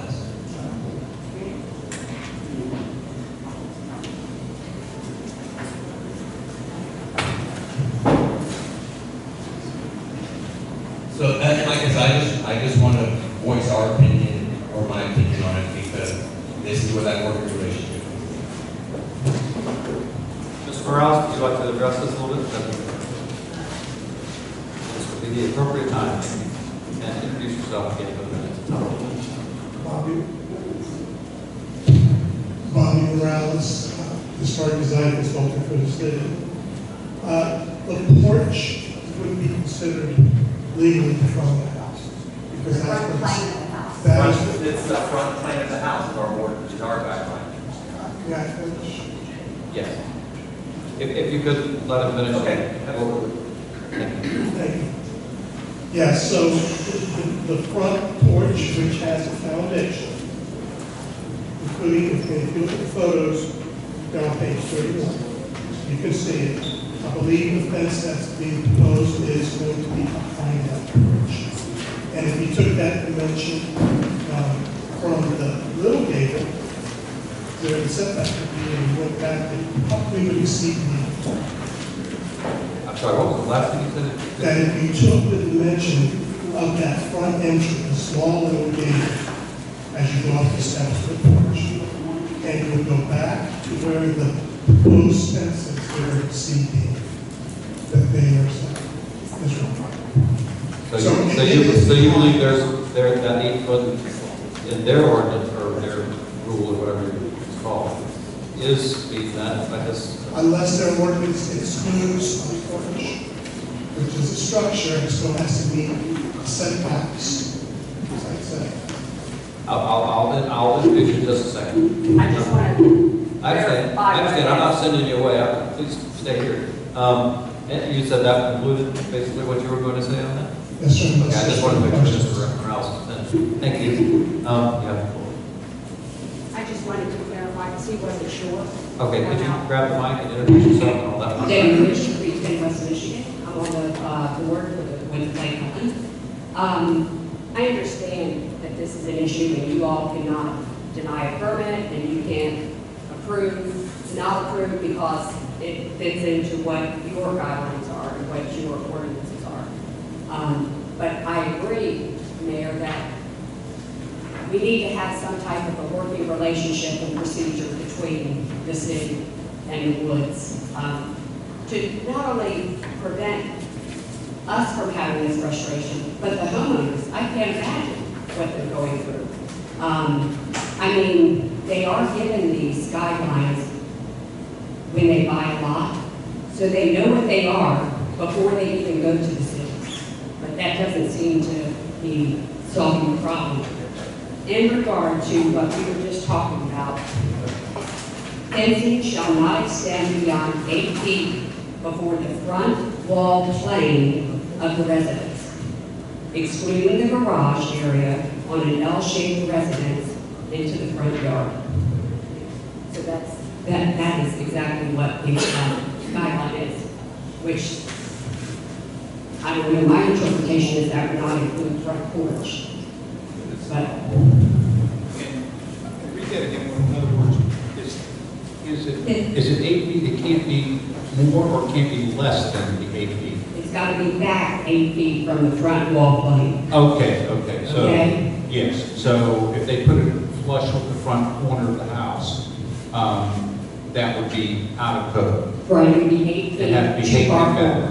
And Correct. the way you just read that to me, the front wall plane Yes. would not include the porch. Correct, that's why I wanted to give the exact verbiage. I think probably the easiest way for us to solve it is when we give a document as part of the package to the permitting, the person that's pulling the permit, is a document that says you need to make sure that this meets the requirements of the HOA, and you need to check with them, and we can even put the HOA's name and telephone number and contact on blah, blah, blah.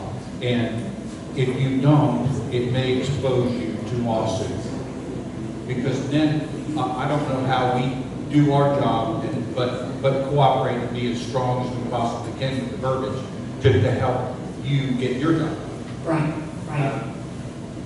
I would think that would be a document that might need to be prepared by your attorney, and we have available to him. This is from your subdivision. This is what you need to comply with.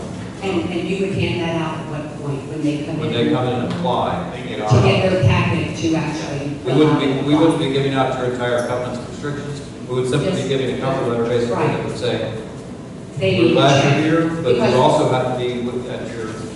Right, because they already have these covenants and guidelines. I understand. When they buy it, they get on that. I know. They do. But they don't remember. But we wouldn't know it sometimes. Right. But apparently they're either conveniently or not necessarily in a nefarious way, but they're forgetting for some reason. Sure. Mayor, can I ask a question? Does the Woods have a code enforcement board that can fine properties that are in violation? At this point, we cannot find properties that are in violation. There has to be a committee, and you have to have a lawyer draw up the thing. So, and all of that is supposed to change in October, so we've been holding off. We're not even sure that we want to do that, because then it just adds one layer. So rather than getting a violation, they get a fine. And is that gonna, and then if they don't pay the fine, you're still in the same place where it's taking legal action. So is that fine going to make a difference? I don't know. Some say it does, some say it doesn't. But it's a mechanism for, that's how we enforce our codes. Right, I know, but it doesn't really work a lot of the time. On homestead property doesn't work at all. Right, exactly. So that's what I'm saying. Okay. So we're not sure that's the route to go. And I know a lot of people, when they get their documents and everything from the HOA, they don't realize the legal content that those mean. And they set them aside and don't realize that they have to abide by them. Yes. Well, that's why it's easy enough, but for us, I think it's easy enough. If your attorney can prepare that document for us, that we can can slide in that permit back. Right. And that reinforces what they already know. Right. And let them know that there's consequences if they do put it in the law. Right, and that would be very helpful. I mean, that the city acknowledges that we do have guidelines that go beyond what the city allows. Yes. And that we have a working relationship, Yeah. because it has been a struggle. All right, thank you. Yes, thank you, and we do want to be good neighbors. I know you do too, I appreciate that. This particular one, if it would This particular property, if we tabled this, so Mr. Morales could get a sense of the verbiage in what their HOA is, in other words, to research it fuller and then bring it back next month. It would also give the city the opportunity to get the information they need to them and say, hey, we were afraid this may be in conflict, but you need to reach out to your HOA. But for this particular one, the reason that I would table it is our consultant can review the documents to make sure that we're doing the right thing. So can we table this? Well, we have a motion to table, which I don't believe requires a second, but does anybody have a discussion on that? I do, but I'll let anybody else go first. My concern is that if we table this, we have a recommendation from our Historic Preservation Board to approve this, and we're asking the homeowner to wait an additional 30 days, or however exactly much it may be, because we're trying to set up a new procedure. The reason we would be tabling this is because there seems to be some confusion by Mr. Morales, which is our consultant, exactly what their guidelines are. And you're requesting some time to study that, and we can bring this back in a month from now. Does that work?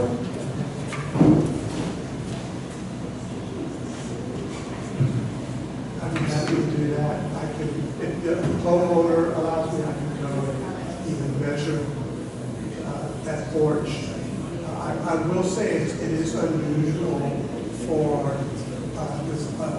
either a tower architect or a historic design consultant to be trying to conform to an HOA's requirements.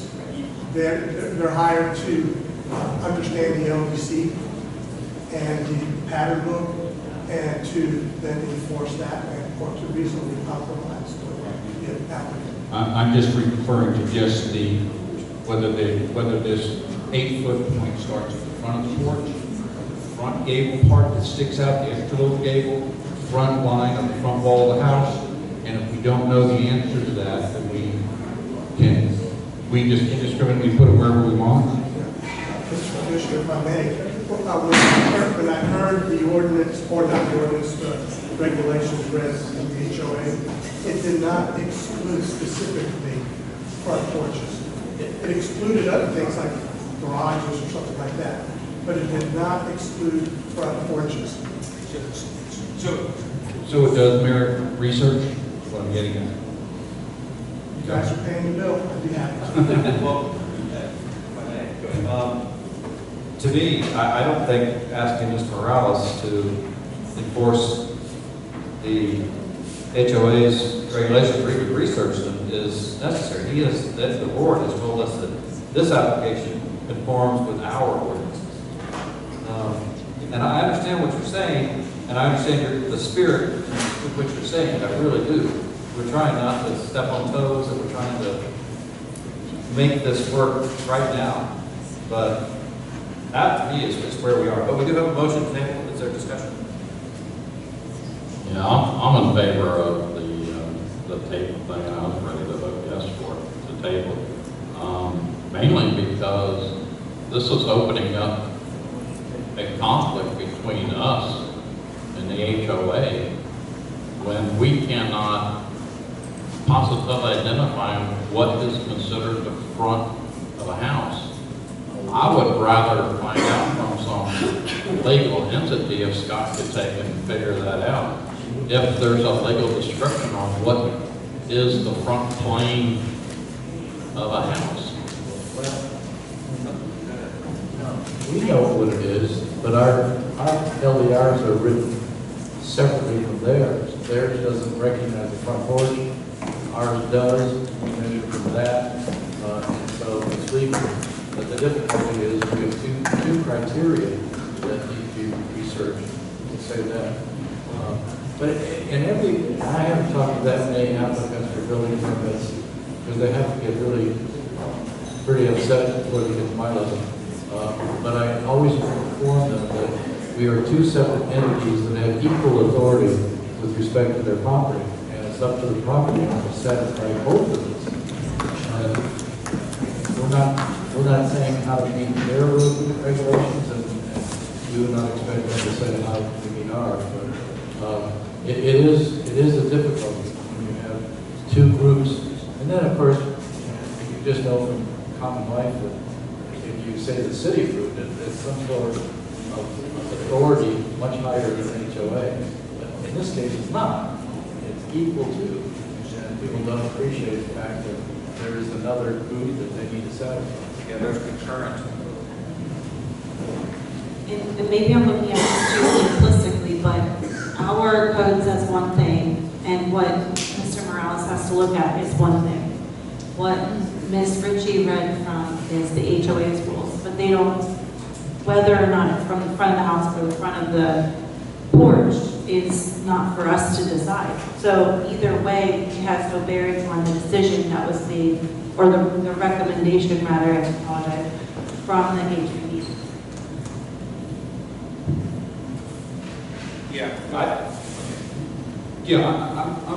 I understand. I understand the bigger picture right now, and I was trying to use a piece of information that I'm afraid it would set a precedent. I'm going to withdraw my motion to table this because if this meets the city requirements, I would say the only thing that we need to do is when we hand these people a permit, we need to notify them and notify the HOA that we've notified them that as far as we understand, this may not meet the HOA's requirements and that they need to go back to them.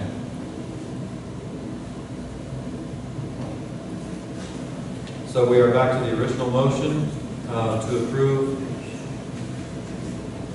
the certificate of appropriateness for 425 West Pennsylvania. Do we have any further discussion on this approval? Hearing none, I'll call the question. All in favor say aye. There's a car on Any opposed say no. No. What's that? There's a car. There's a car. I had one that said HOA. Is that, Nancy, is that what you want to talk about? Yes. Okay, if you could be more informative on, not just you, but if everybody could be more informative. I mentioned that earlier as well. Can we streamline things and have cards over there so it's easier and just go straight up next time? 5 years, I don't know how long the HOA's been here, 18 years? 18 years the HOA has been here.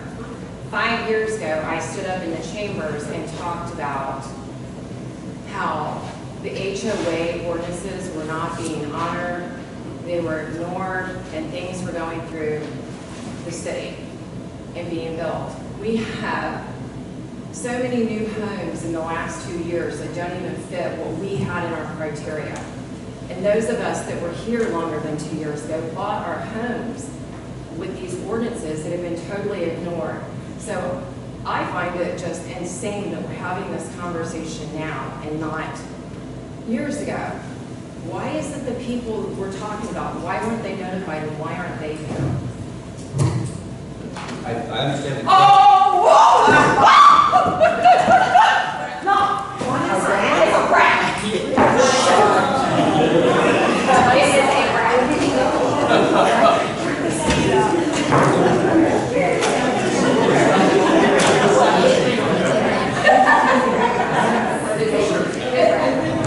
Let's take a short recess.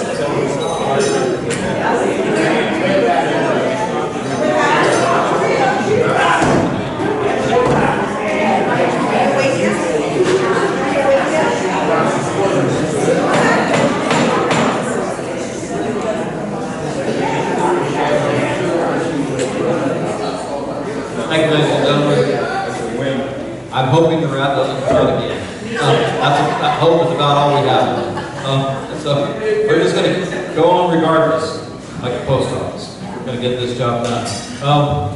So we have still before us a COA for 425 West Pennsylvania. Is there any further discussion on this individual resident COA? Hearing none, I'll call the question. All in favor say aye. Aye. Any opposed say no. No. Motion carries with 1 no from Commissioner Eckert.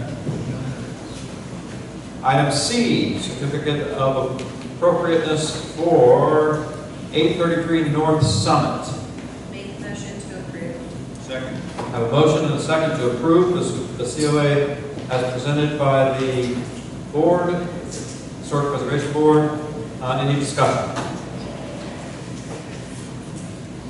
Hearing none, I'll call the question. All in favor say aye. Aye. Any opposed say no. Motion carries unanimously. Item D, COA for 327 West Main. These next three were held out as a group by someone, so we can have a motion to approve.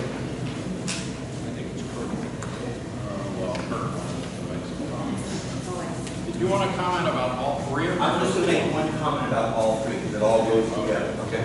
Well, let's start there. Mr. Smith. You're going to be tired of this space, so that I apologize. It's important stuff. So this is Kurt and Lake again. So here lies our issue with these three. This house, these three homes were already approved one way. Got the approval of the HPD, got the approval of the HOA, and here we are 90% done with the homes, and now they want to change the plan.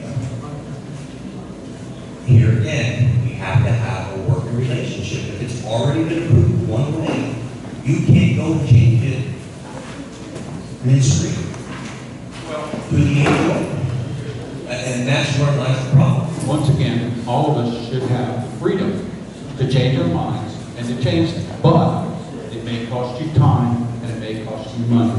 Nothing changes. You still got to go through the city's rules and regulations. You still got to go through the HOA. But here again, with their work like you proposing that they get it paid, make sure this works out with the HOA, because it totally changes the whole scope of what it's supposed to be. Sure. Going from a front store to a single store. Come on now. I mean, it's actually on Garden Street, which is a main thoroughfare. Right. And it's part of the gateway, so maybe we need to, you all need to check the gateway ordinance. What does it say about these homes that are on 2 blocks? You know, that's where it lies. You know, like I said. Yeah, I understand that, and I am. And then changing colors. Come on. I'm leaning on our Historic Preservation Board to make sure that it meets our guidelines. I'll tell you a little bit about Green P off the record, but because we have to fight and they told us we could not change the position of our homes. We want our home facing one way, and they said no. The ordinance is no. You know, This sounds like no, but I'm saying you can't change rules midstream. You can't. I don't know that the city's changing rules. Oh, they are. Yes, they are. We have homes that have driveways on main thoroughfares, and then they changed it on our homes, and we put it. The position of the house on the resolution that clearly the city has the right to. Oh, no. I love that house. I'm not even talking about that one.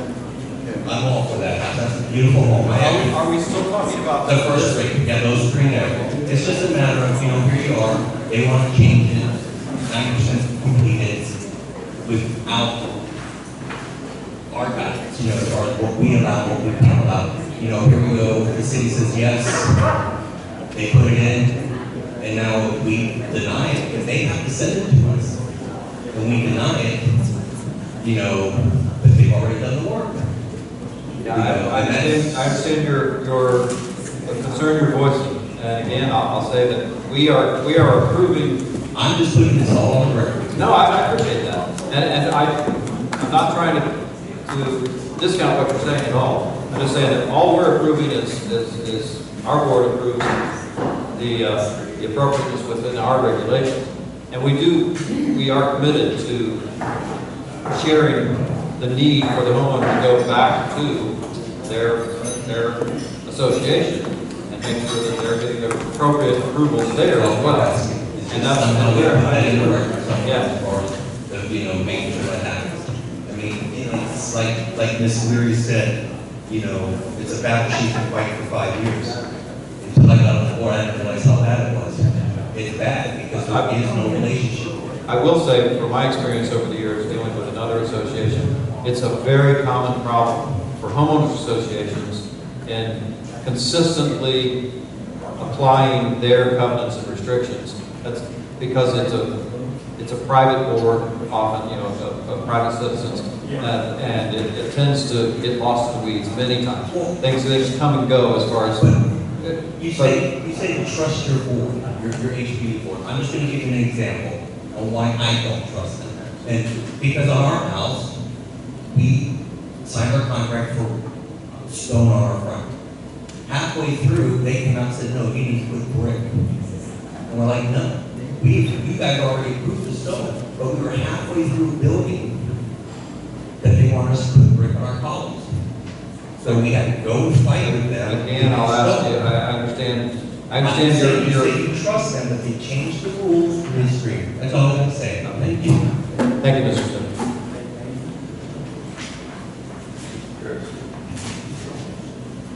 Just another incident that emphasizes the need for us to have some sort of document that goes to the homeowner when they submit a request so that they know that they have other rules that they have to apply by. And at some point, tonight, I think anyone of the board members is going to be here long enough to review it, to ask for a copy of processes and procedures from staff on how they interact with permitting processing with HOAs. I don't see that as being unreasonable. And that way, if there's something missing in it, we can suggest what may need to be in it. But if during the permit process or a change in the permit,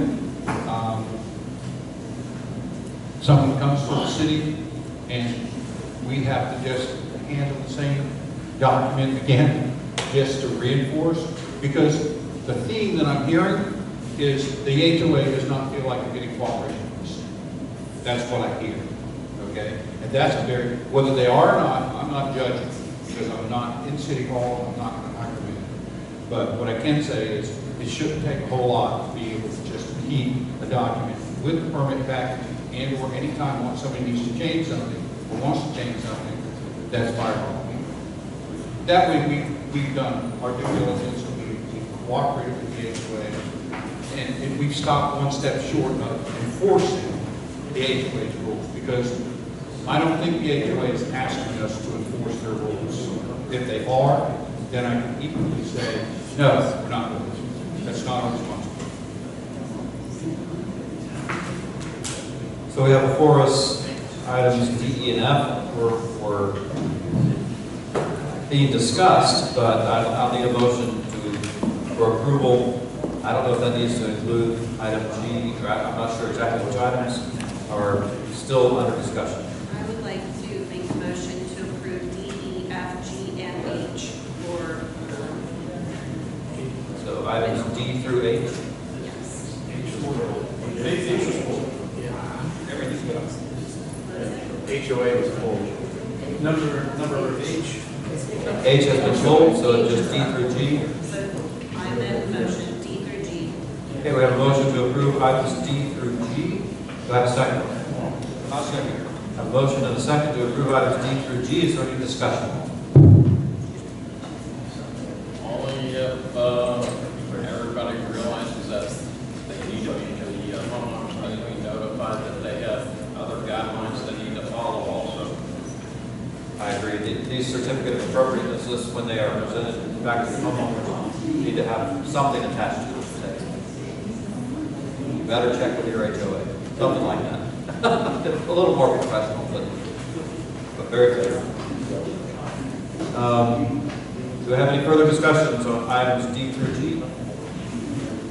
Hearing none, I'll call the question. All in favor say aye. Aye. opposed, say no. Sorry, I forgot to say That motion carries unanimously. We still have items I and J. Do I have a motion? No, H was pulled. H was pulled from the request. So we have I and J. Do I have a motion for either one or both of those? I have been pulled by somebody. Yes, So, I'd like to discuss. okay. Thank you. So I have had some communication with one of the constituents in Zone 1, and I wanted to bring forth some of the concerns that were expressed to me and see if we can get some answers. The first being, has this applicant gotten their zoning and planning development reviews? And I don't know, I guess I should direct this to Mr. Morales, or maybe city administrator can help out where it makes sense. I've got a few questions. I don't know who wants to do. First, if we can confirm which item again. This is for 281 North Summit. Oh, I had mine 292, that's. No, 92, we pulled that back. Okay, so then I would be the next one. Correct. 281. One moment, please. So it would be my J. It's the 5 votes. Okay, the 5 votes, yes. I'm very familiar. Okay, great. So could you advise, have they got their zoning and planning development reviews? So, from the very design came in for the first review, that was the question that I asked. Because first orientation of the lots weren't right, the size of the lots, I didn't know if it was a piece of the townhome, if it was going to be condos or apartments. And I made a recommendation for the applicant to please go to the city and clarify their zoning. There were many reviews following that initial review, and the question continued to come up. And then the city was saying that it had been approved. I have no proof how that happened. They just said it was approved as a multifamily recycling. So it's not my job to verify that, of course, because I'm studying the architecture, reviewing the architecture. But being a design professional, I had to ask the question about zoning. Okay. Lee, are you able to provide any more context to that?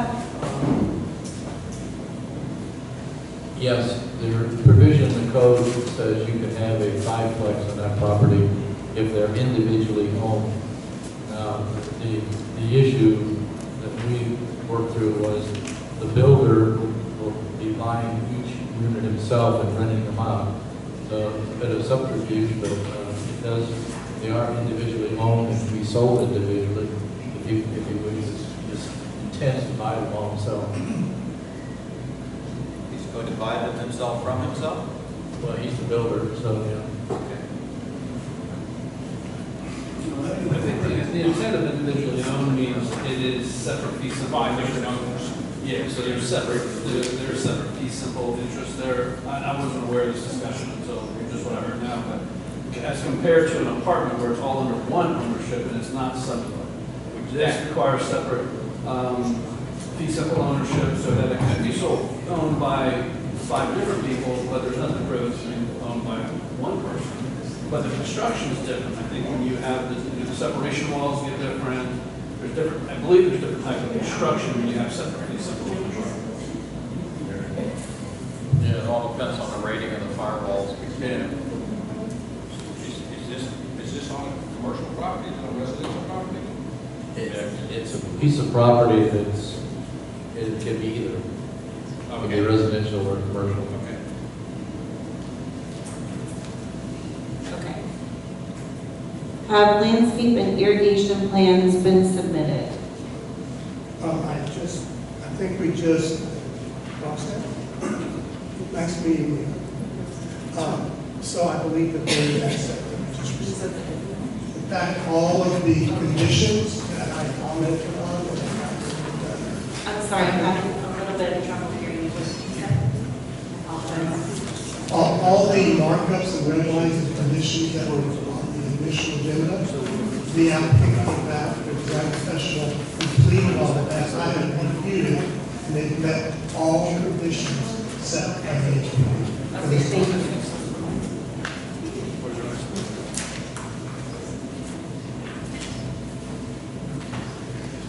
Do we have a stormwater plan that will keep the water on their property? I'm assuming the answer to this, but I would like to have a professional answer.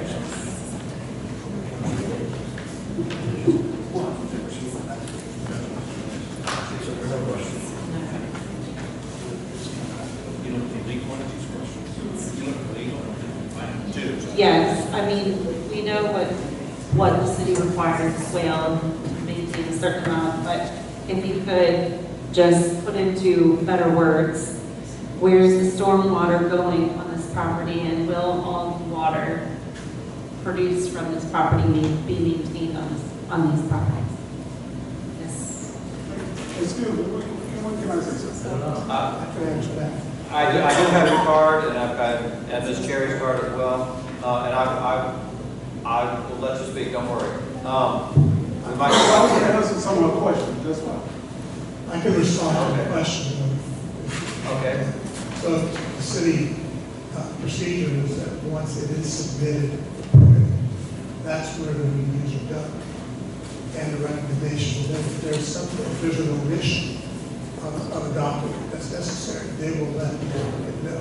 But it will not proceed through permitting unless all of these items have been provided, reviewed, and satisfied the land development code.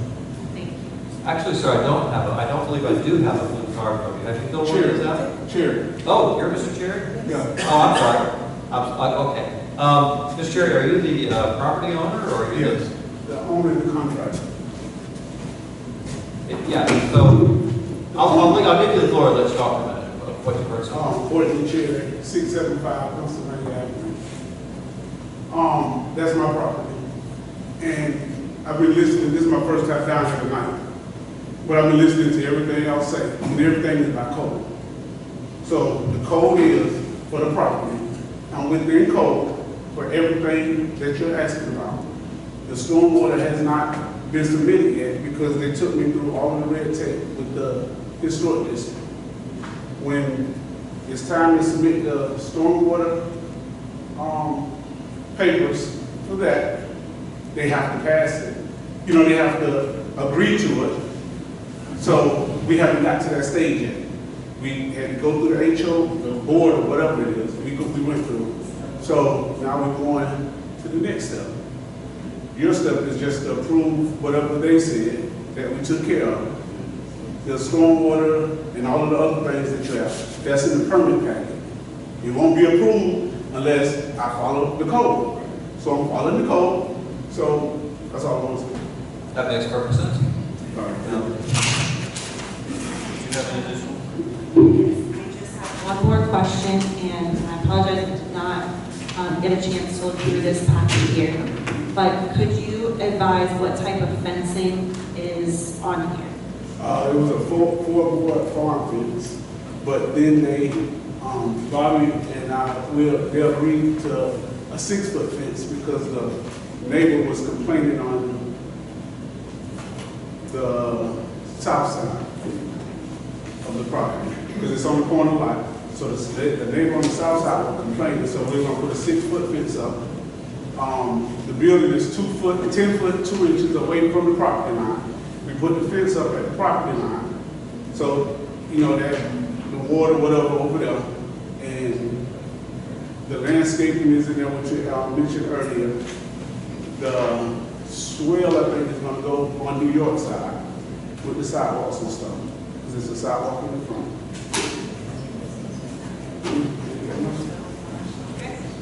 I think that satisfies my question for now. Thank you. I'm glad you're here, Mr. Cherry. I'm glad you're here. So, thank you. Is there any other discussion? no card? What's that? Okay, yeah, just, No card? are you Amy Johnson? Yes. Ms. Johnson, the floor is yours. And Cookie, are you raising your hand as well? Yes. Okay, you'll be next. Amy Johnson, 261 North Side. I live right next to Mr. Cherry's property, and I have some questions regarding, he's going to now just put a fence on the property line, is there not that offset for that? There's a lot of questions I have about this. I think it's too much building for little property. There's going to be 10 driveways that sit on Summit. That's a lot of driveways and a little, less than 150 square feet in front. It's just, I think we're missing a piece to this whole planning thing. The sort board, I went to both the sort boards, and it is aesthetics. That's all it is. It's what? Aesthetics. It's how the colors, it's how it looks. I think we're missing the piece of planning. When we build something new like this, I'm in the dark now because it just goes to the city, and I don't get to go and listen to any planning of this or how it gets passed. So I think that some of this new construction, especially commercial, that needs to be addressed.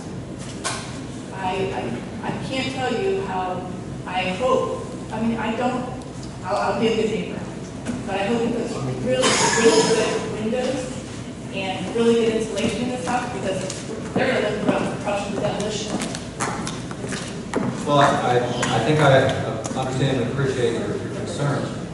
I'm going to throw this over to either Scott or Lee to say how this process continues. Yes, this is a certificate of appropriateness that the Historic Preservation Board does. It's not the entire permitting process. It's just one step in the permitting process. That's all we're approving tonight.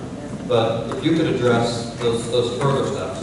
Yeah, where we're at right now is just, and I don't know what is the more appropriate way to do what goes first, but what we're talking about tonight is what will this building look like? Aesthetics, whether or not it gets built, it goes through all the site planning, the stormwater, the traffic analysis, all that other stuff, still has to go through. It's not been overlooked. It's just step one was, okay, what is this, since you're in the historic district, at least have a look that we can live with or approve. Now we're going to go through all the other development requirements, all the concurrency requirements. Where's your stormwater? Where's your traffic go? Where's the parking? How much is your impervious surface? All those issues still have to be looked at. And if there's a subdivision, I know the plat for a subdivision, since this is individual plots, is going to have to come back to this body for approval. I can't tell you off the top of my head whether or not a final plat approval comes back to this body, but I think it at least goes to the planning board for approval. So I think there are several more public meetings to review different aspects of this development. So all we're talking about now is what it looks like. Okay, that's exactly what the story was, and that's why when I came here tonight, I was concerned, because if you say yes, nobody gets any more say in it. I mean, I'm just worried about the planning of it, how it's going to look. He doesn't get a building permit after that. Okay. He still has to go through all the site planning, even once you get through the site planning, you got to set the construction plans on what you're going to build, make sure it complies with the Florida building code. So this is step one of the 100. We're right at the very beginning, and there's a lot of other things that will go on. Any meeting that occurs, there will be publicly advertised meetings that when certain aspects of this are reviewed, but it's reviewed in parts. I just wonder what's going to Okay, I appreciate it. Thank you, Ms. Johnson.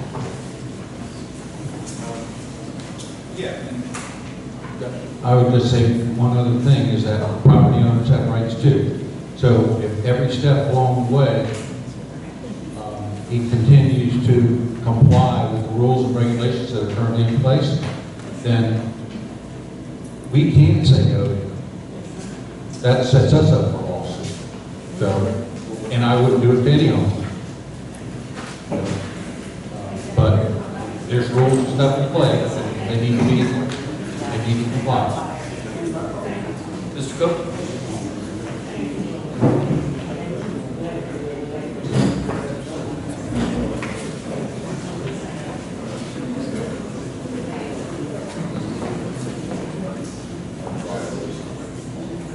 very interesting question. I have a very interesting question. I don't know why I've ever got on EPL on this, but let me tell you something. There's stuff like this going through, but how coming to us first? Like you said, we should go through the planning board and stuff like that. Now, yes, start after we approve building to be put on that property. Then you put it before you start, what kind of building is it? We're the ones that approve it. I cannot believe when I just saw this. Nothing against Mr. Cherry or anything, really. But it's just the idea. We've been set aside so much for this historical, everything is historical society. When it comes to land, development and everything else, we are the people that should go through first.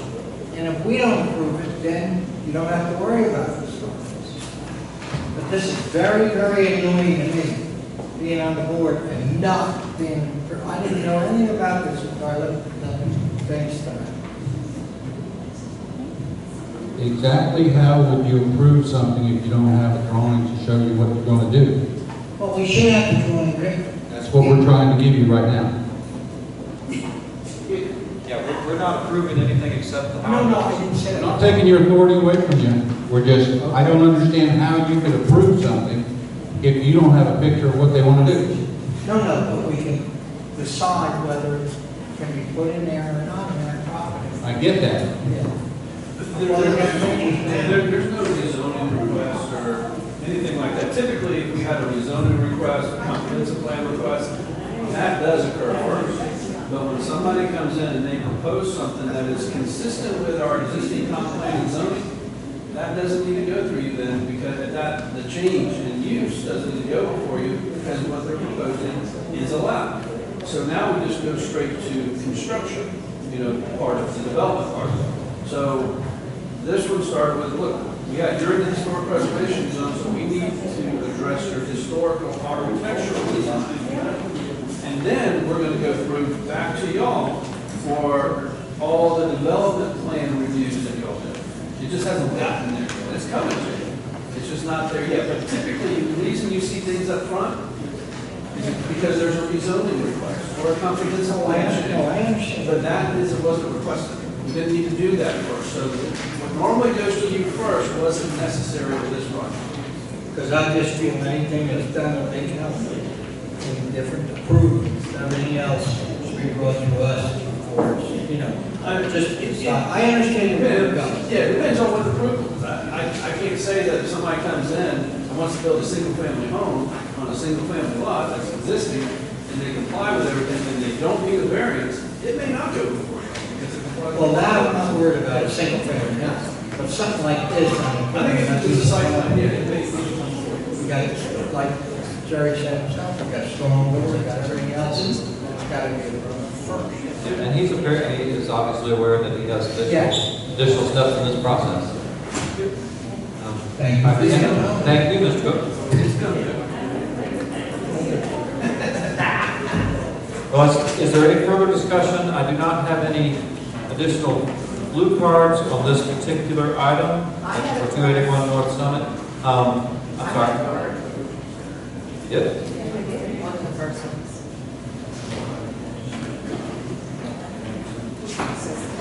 Oh, this is I. I'm sorry, I misread it. Ms. Robbins, I'm sorry, I wasn't trying to overlook you, I just didn't read your writing properly, my bad. No, I can read it, I just misread it. I'm sorry. Ann Robbins, 129.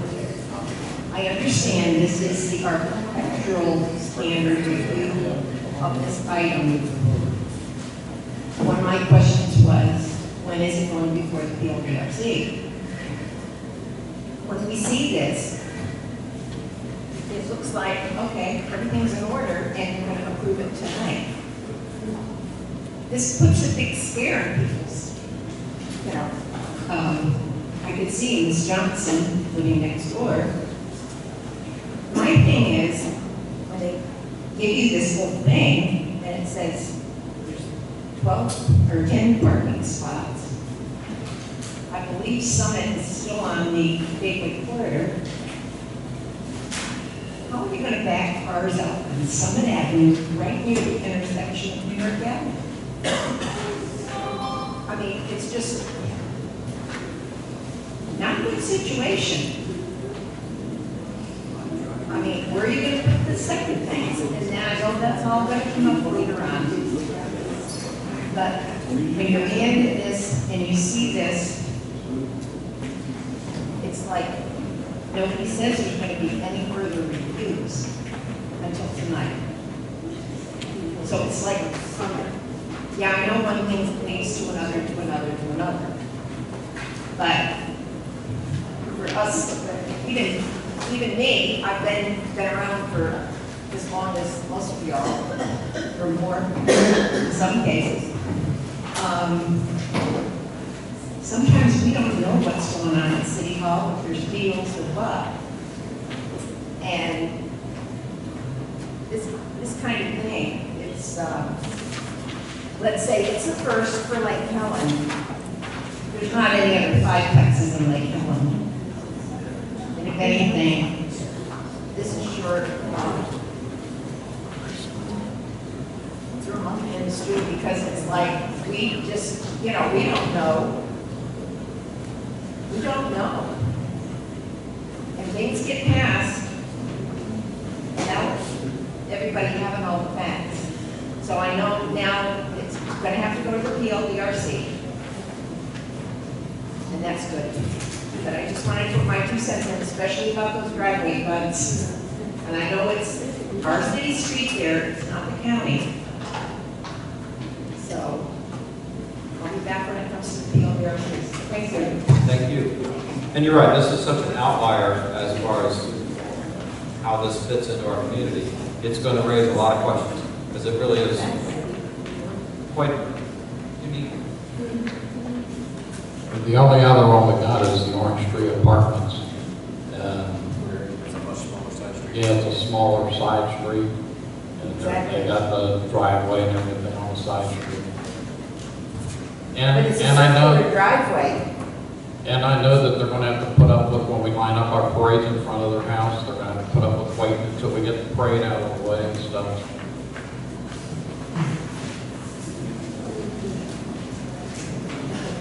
Well, we have a certificate of appropriateness before us. Did I ever ask for a motion for approval of this? Do we have a motion for approval? I'll move to approve. Do I have a second? I have a motion and a second for approval of the COA for 281 North Summit Avenue. Any further discussion?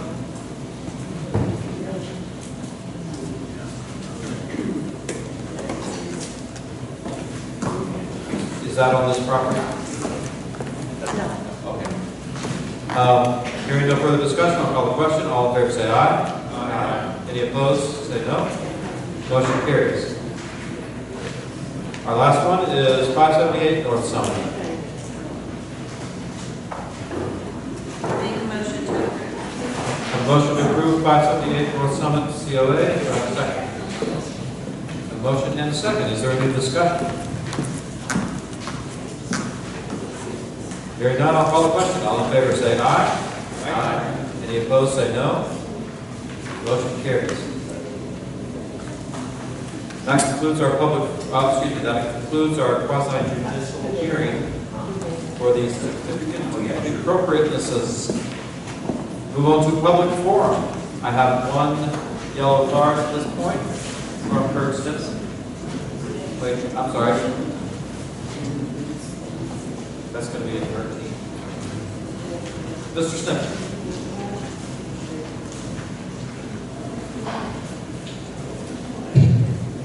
All right, I just want to take this time to say thank you, Mayor Cameron, for your service over the last 2 years. I don't know if I'll be here at November's meeting, but I want to take this opportunity to thank you for everything you've done in the city. I know that we've agreed to disagree many times, but I know that we agreed to agree. So thank you for everything you've done.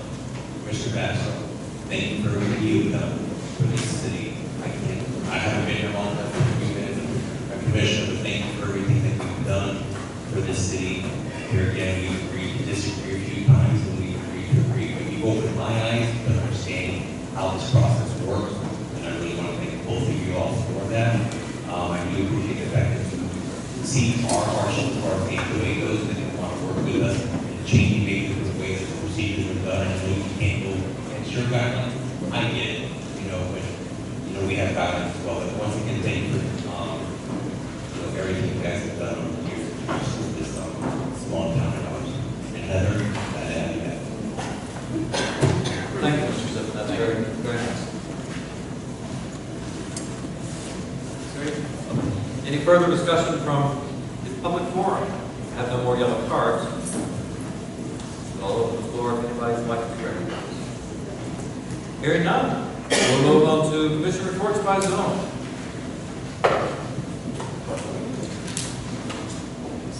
Okay, so I wanted to bring back a conversation about seasonal decorations. I brought it up several times in the past, and so I'm hoping to get a consensus tonight from the commission.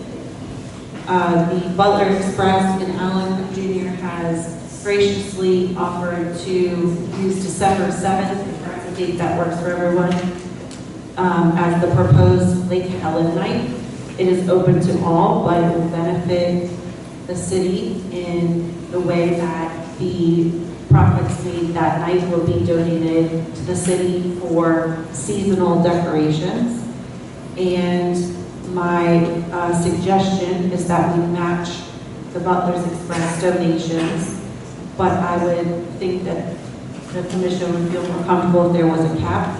Likely, we're looking at a ballpark of $1,500 probably, but I might make a suggestion of up to $2,000, $3,000, whatever you all are comfortable with. And also the consensus that staff will work with the Butler's Express and Allen Cook Jr. in order to iron out any details that maybe have come up along the way. Any? But that we could cover some of that with the Parks and Recreation, since it will be a recreational item that we will be enjoying. So that's a possibility, but that'll be up with discussion with the city administrator. Are you requesting or are you making a motion for funds, to get funds to do this? Yes. You want to make it in a formal motion? Let me make it in the formal motion.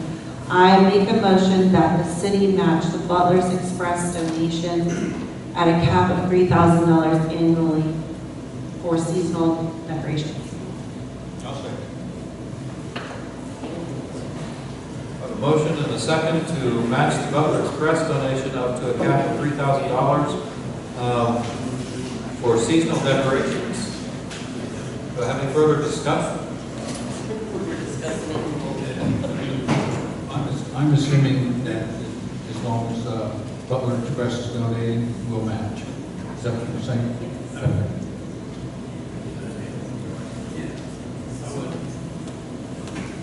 Now I'm a little confused. Are you saying that this will be? I would recommend, it's usually kind of hard for, at least from a financial commitment standpoint, for one commission to bind the future commission out. You go through annual budgets. So it could be an issue that's addressed annually in the budget process, but to make a motion to say that we are forever going to agree and to match, I don't know that we really should be doing that. It should be looked at in the annual budget process. So that was your motion for this year and this year only? Right. Okay. Right. We'll Good review catch. it when the time comes. And actually, you'll be here in the next budget cycle. Put in the budget if you can, or at least bring it up. So we have a motion and a second for this year to match the Butler Express donation on the December 7th Lake Helen night up to a cap of $3,000, which would be $6,000 then towards, a potential of $6,000 then towards seasonal decorations. Any further discussion? Hearing none, I'll call the question. All in favor say aye. Aye. Any opposed say no. Motion carries. Thank you. I also wanted to bring up Arbor Day. It has been determined that January 19th is Florida's Arbor Day. So that is coming up rather quickly. We would like to, I would like to propose that we renew the program that we started last year. I've been working with staff about, reaching out to several entities that do offer free donations of trees to municipalities. We haven't had much luck yet. We are continuing that search. And Duke is on the radar. I know that's a big one.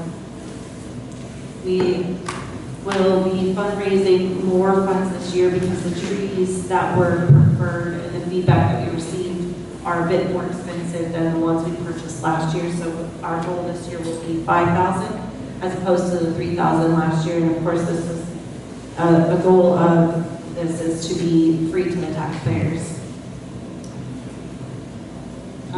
Just wanted to make sure that there's no comments that anyone needs to be included before we move forward with planning this with staff. It is fundraised from donors.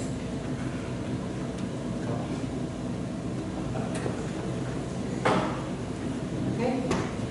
And the last item that I wanted to bring up is that Halloween, October 31st of this year, is the 100-year anniversary of the Harlem Hotel burning down. So I wanted to just, of course, it's a bit of a dark anniversary, but it's something, we want to remember that happened in our history.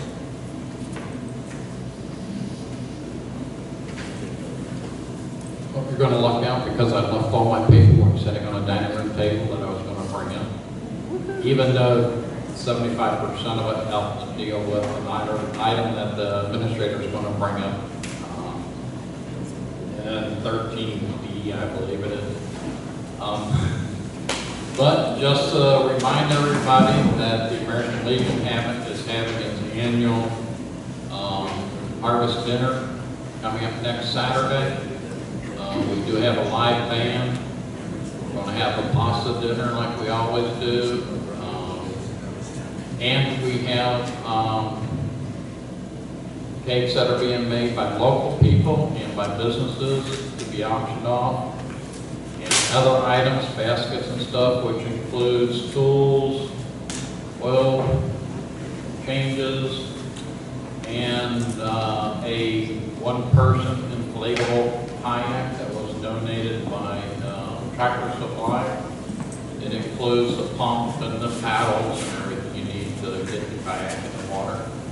So come on out and enjoy and bid on some of the stuff that's going to be available. Hope to see everybody there.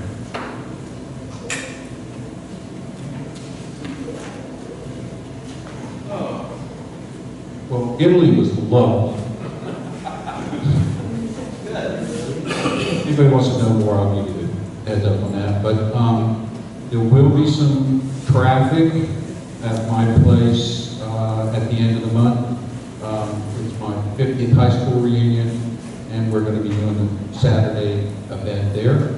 So don't get too excited. It's only going to happen on one night or one afternoon. And if anybody gets lost, just direct them to my place. Thank you.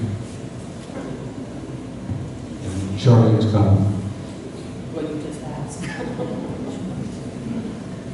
So the next time will be for your 100th reunion, you'll be doing it again then? Okay. So Mayor-elect Burton, you have about 3 or 4 dates already on your calendar. So thank you very much. Good for you. Hope you're taking notes. Several of those things that happened in the first couple of months when I became mayor really caught me off guard. Everybody thought I knew everything, and I didn't know diddly. So hopefully we'll transfer some information well. Thank you, commissioners. And I did want to say, comment on the Arbor Day thing. I thought it was fabulous last year. I really enjoyed it, and I think you did a great job. I appreciate it. Glad you're shooting even higher, because I'm sure you'll make it. It was very nice. Item 13, City Administrator reports. Mr. Administrator. Mr. Mayor, members of the commission, the first item is part of the amended agenda, and it's Chief Mullins asked for an additional police officer. You recall in the budget process, we did approve additional police officers. this year's budget, starting October 1. One of the things that I think you should know, though, the city attorney and I had a meeting with the developers of Orange County, and one of the comments made before the subject of the meeting was discussed was the fact that the apartments probably would not be built for 5 years, given the fact that they apparently are overbuilt, because I think I've heard a number of comments. Everybody has agreed that we have more apartments than they possibly can imagine. And that seems to be the same in the industry. So his comment to us, just informally, was that it's still in the plan, but it probably won't be constructed for 5 years. I don't know what the magic of 5 years is, but that was one of the criteria for bringing on an extra police officer, and then the following year we're going to do another police officer to have 2 available for the extra duties and responsibilities for 348 apartments. So I'm not sure we'll have that justification, but the chief is not. Where is the chief? He's here. Yeah, the chief has additional justification that I don't want to share with you this evening. Good evening.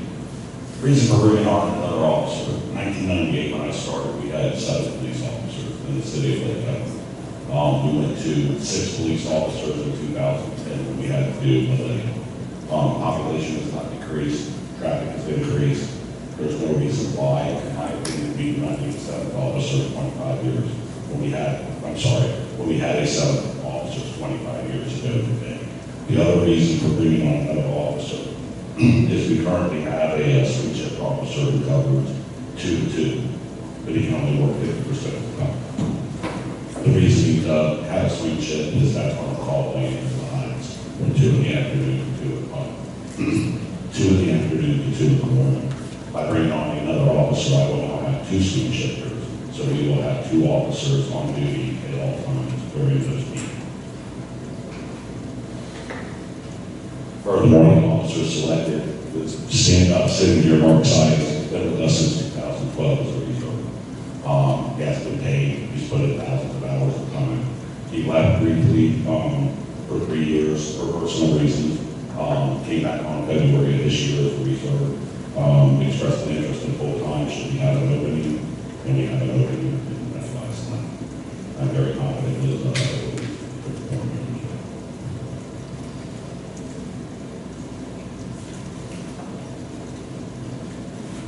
So, Mr. Sid, thank you, Chief, and thank you, Administrator. What is the will of the commission? Do you want to look at this again and decide, with the new information about the Orange Camp Point not coming online, probably for another 5 years, that is a significant thing, and it was a primary part of our discussion in adding this officer. I understand your additional points, Chief. I'm not. But it was a primary discussion in budget time, which we just finished. So does the commission want to revisit this, hiring an officer now? So I think another point of discussion in the budget meetings was so that we could provide additional training for the officers, and that was one of the reasons I remember Chief saying we needed that extra swing person. Is that what you called it? Swing, right? We call it swing shift. Yes, okay. So that we can have that training and not have that gap there. And for that reason, I'm prepared to make a motion to move forward with the chief's suggestion of hiring officers. Science. Thank you. Okay. That's the motion, I second. So we have a motion and a second for the chief to go ahead and hire Officer Silas and create this new position on the force. Any discussion? Sorry. I'm not saying I'm opposed to hiring another police officer, but I believe when we had 7 before, they were also doing code enforcement. We still do that. Every officer does animal control. My other concern I think that we owe it to ourselves and to the citizens to get that presentation from the sheriff's department, to make sure that we're making an informed decision that's all of this hiring and everything. It's just, I'm saying it's our fiduciary responsibility to make an informed decision. That's all. And so, well, there's already a motion on the floor, but I'm going to make a motion. Yeah, we can address that.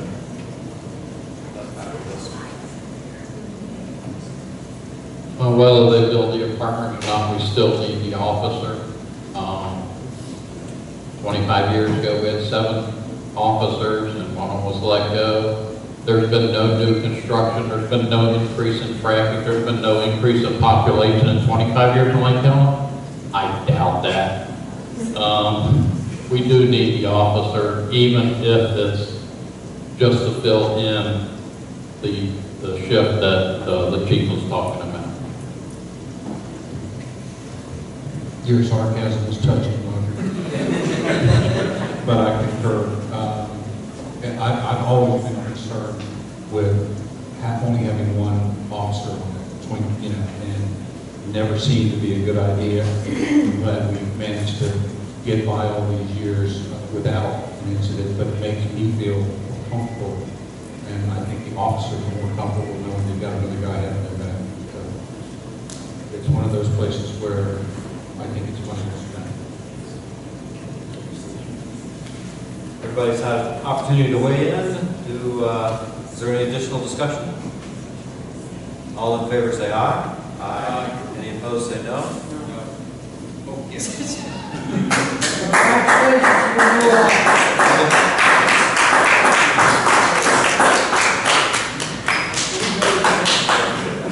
Need to vote again. The motion carried 4-1 with Commissioner Bishop voting no. Just for the record. And trying to decide whether to go to that now or let the city administrator continue this report. Let's do it now. It really is appropriate time.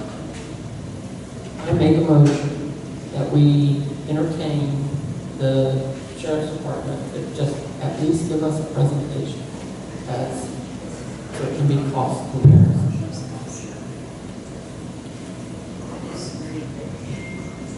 I'm not really here to give part of that, so I can't second that.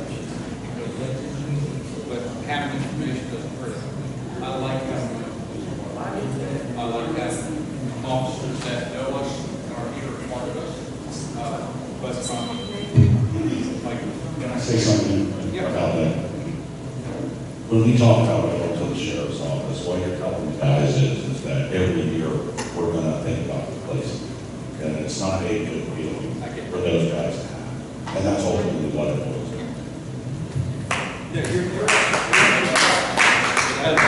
And I do understand that, and it's hard to say you're wrong.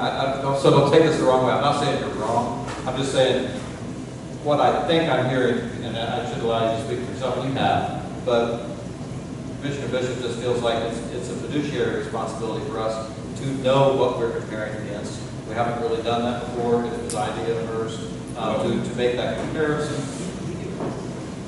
I don't. I think maybe like 5 to 10 years ago, maybe 12 years ago.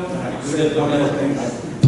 Just to let you know too, even when you, let's say you contract out, once you contract out for lease service, you can have a contract for a year, 2 years, 3 years, 4 years. After that contract's up, you're almost at their mercy. Yeah. You are almost at their mercy for costs. So when they say we need $500,000 more now, you have to have police service. Chief, my biggest reason to do it would be to support your budget. Because I can almost guarantee you that when the estimate would come in, it would be significantly higher than what we're doing right now. So it would actually be a tool to support you. We did get some information from the sheriff's office that, if I remember correctly, and correct me if I'm wrong, but it came in a little bit higher than what we were currently paying, and and perhaps less coverage, and certainly a different form of coverage that you mentioned, as far as being more personal, and having our own department that knows us as part of us. I have felt from the packet that I received previously, I had enough information to know that wasn't a direction that I wanted to go. So I'm not interested in wasting their time on a presentation. I absolutely agree with your sentiment about being a fiduciary responsibility of ours. I just felt that the packet outlined their goals and what services were offered well enough that it wasn't something I wanted to explore further.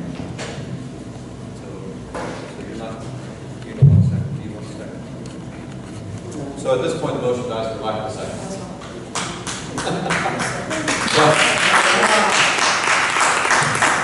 So now we're back, and I did have an item. I'm sorry, Joseph Rushwood, I do have your card for item 13A. Right. It wasn't really, it was just more or less just to support them. Fortunately, through the years, I was able to work with Officer of Science as a reserve, when he was reserving with us. He was very professional. I think that this is the right time to hire him for one reason. If not, we lose him, like we lost our other reserve to Edgewater. Honestly, it's hard to find somebody that will work in the city. It's hard to find somebody that will come here and have our mindset to help the people here than be the one that wants to go down and knock them down and cage you in their front yard. And Cy is the one that knows the city. He's always done good here. He's always treated the people with respect. He is part of our community already. And we support him as being part of our team. Amen. Thank you, Officer. And Officer Sias, congratulations. Thank you. And Chief, thank you very much for everything. And we do have your backs. We're just trying to do our jobs as well. We love and appreciate y'all. We really do.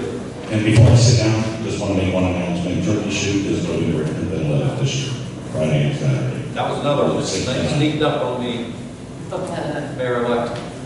It'll be on the calendar shortly if it's not now, and then we'll have flyers. The 10th and 11th of November. Yeah.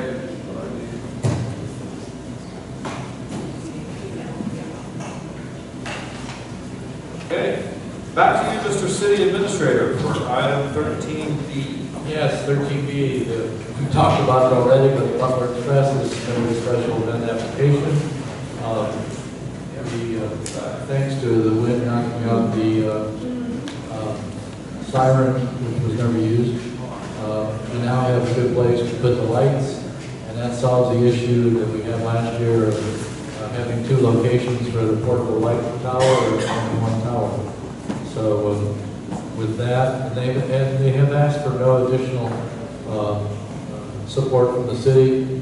You heard that porta potties are going to be provided by donation. The lighting is taken care of.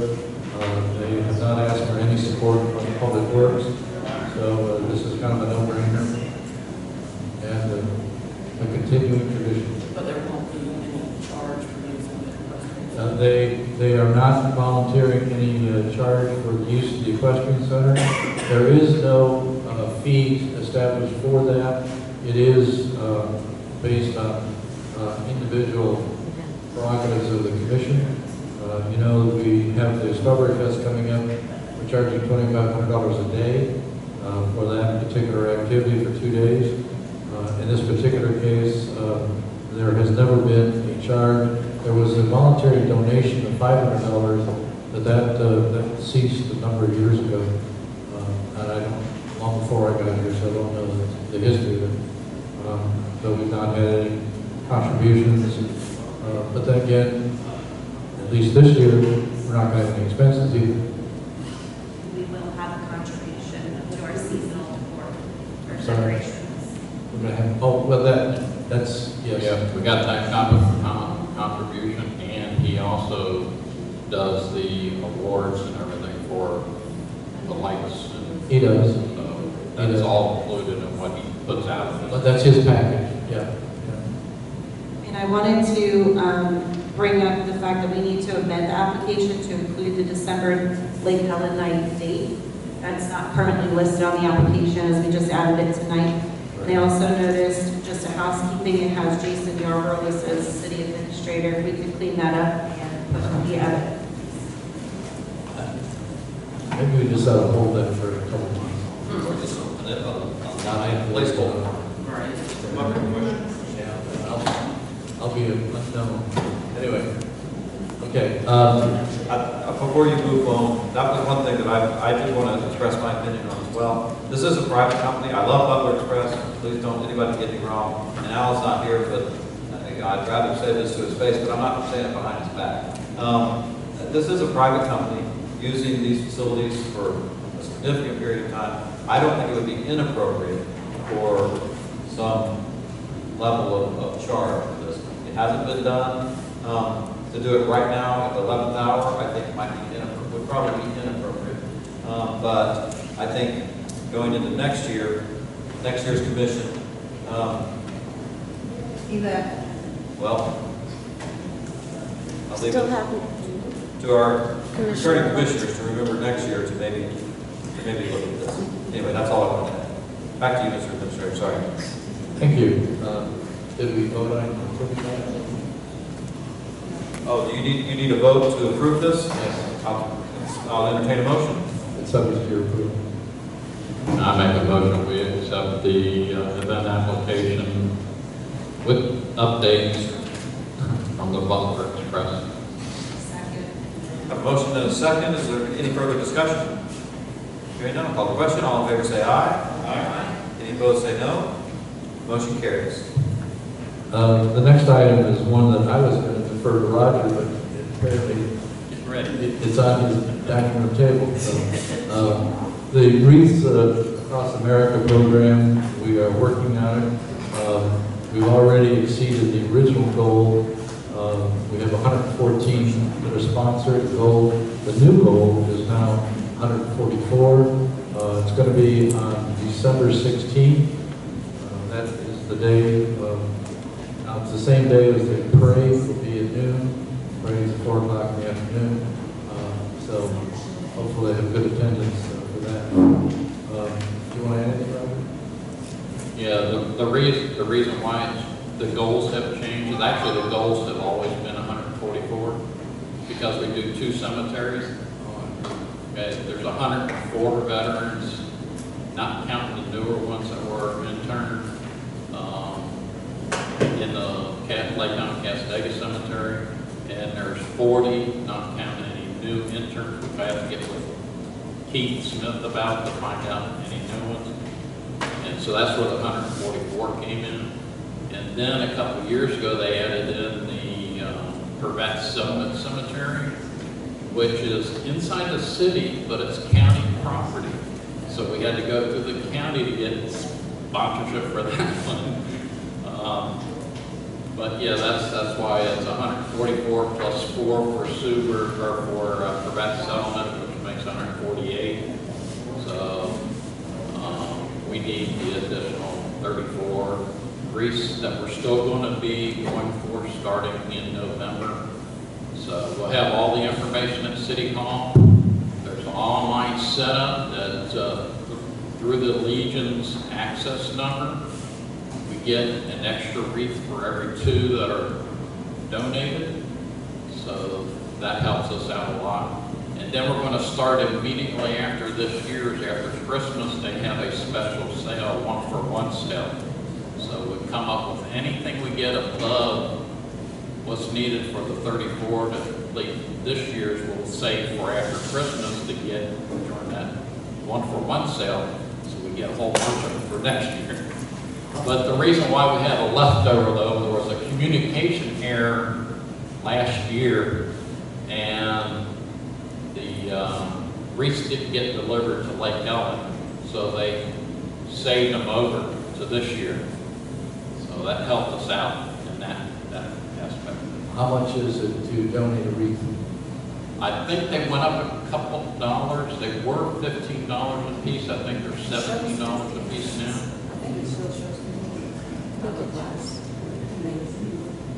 We'll find out. Well, I was on the website and contacted people because when you go through our listing, you can choose between super memorial for Lake Helen Cassadaga.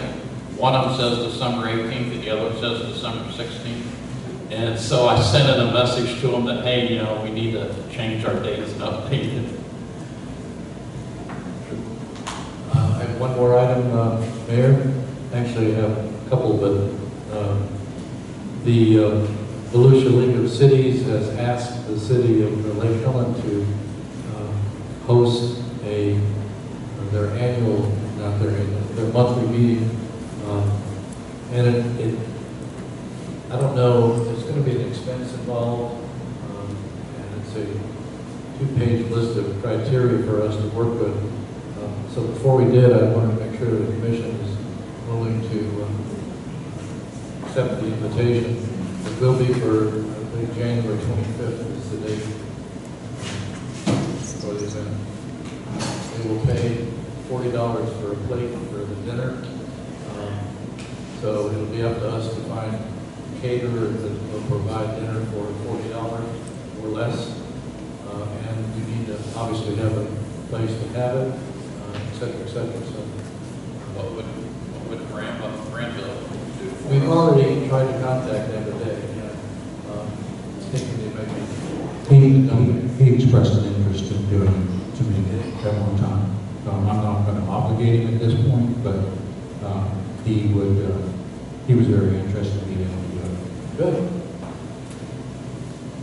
Good. He has caterers that work with him as well. So that, I don't know.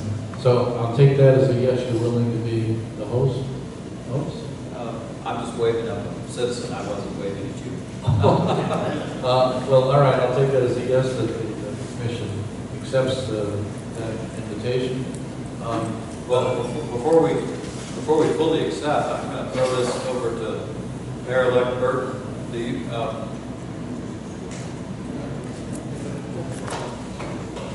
Mayor-elect, are you interested in hosting the Florida League of Cities monthly meeting in January?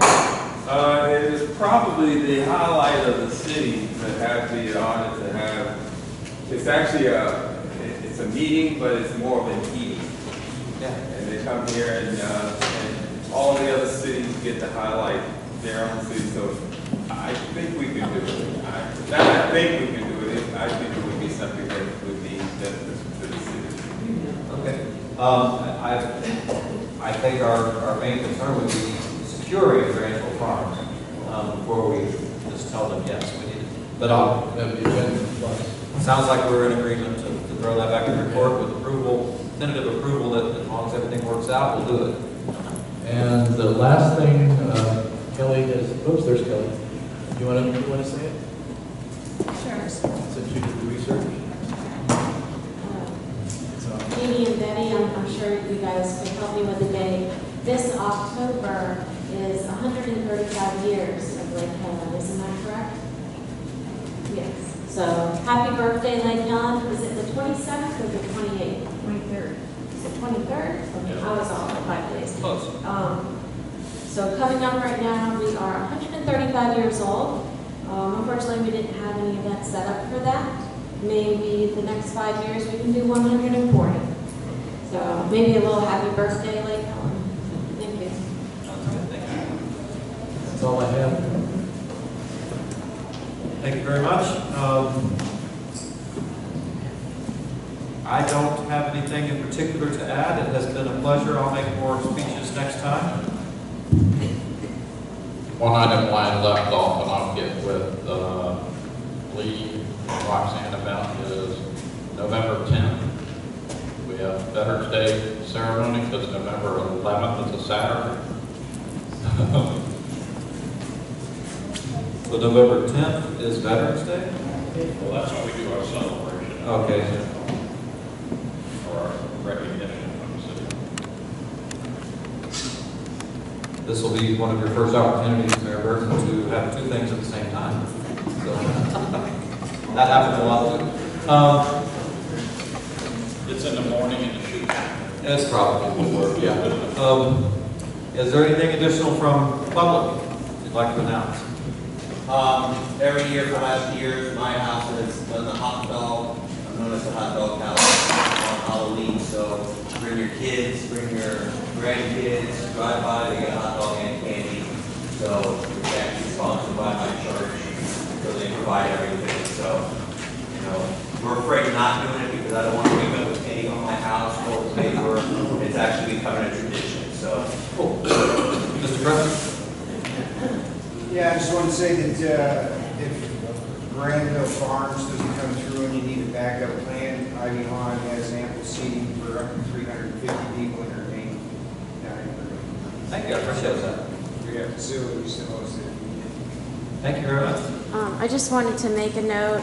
Today was the first day of the citywide yard sale, and there's been a lot of activity. So tomorrow and Saturday, I'm sorry if I stole that from you, but tomorrow and Saturday from 8 to 2, there's maps available. Everybody is interested. I have ran into so many people outside of Lake Helen that are just waiting to come. Excellent. So thank you, Nancy. Thank you for taking point on that, ladies. I hear nothing further. See no more hands. Meeting is adjourned.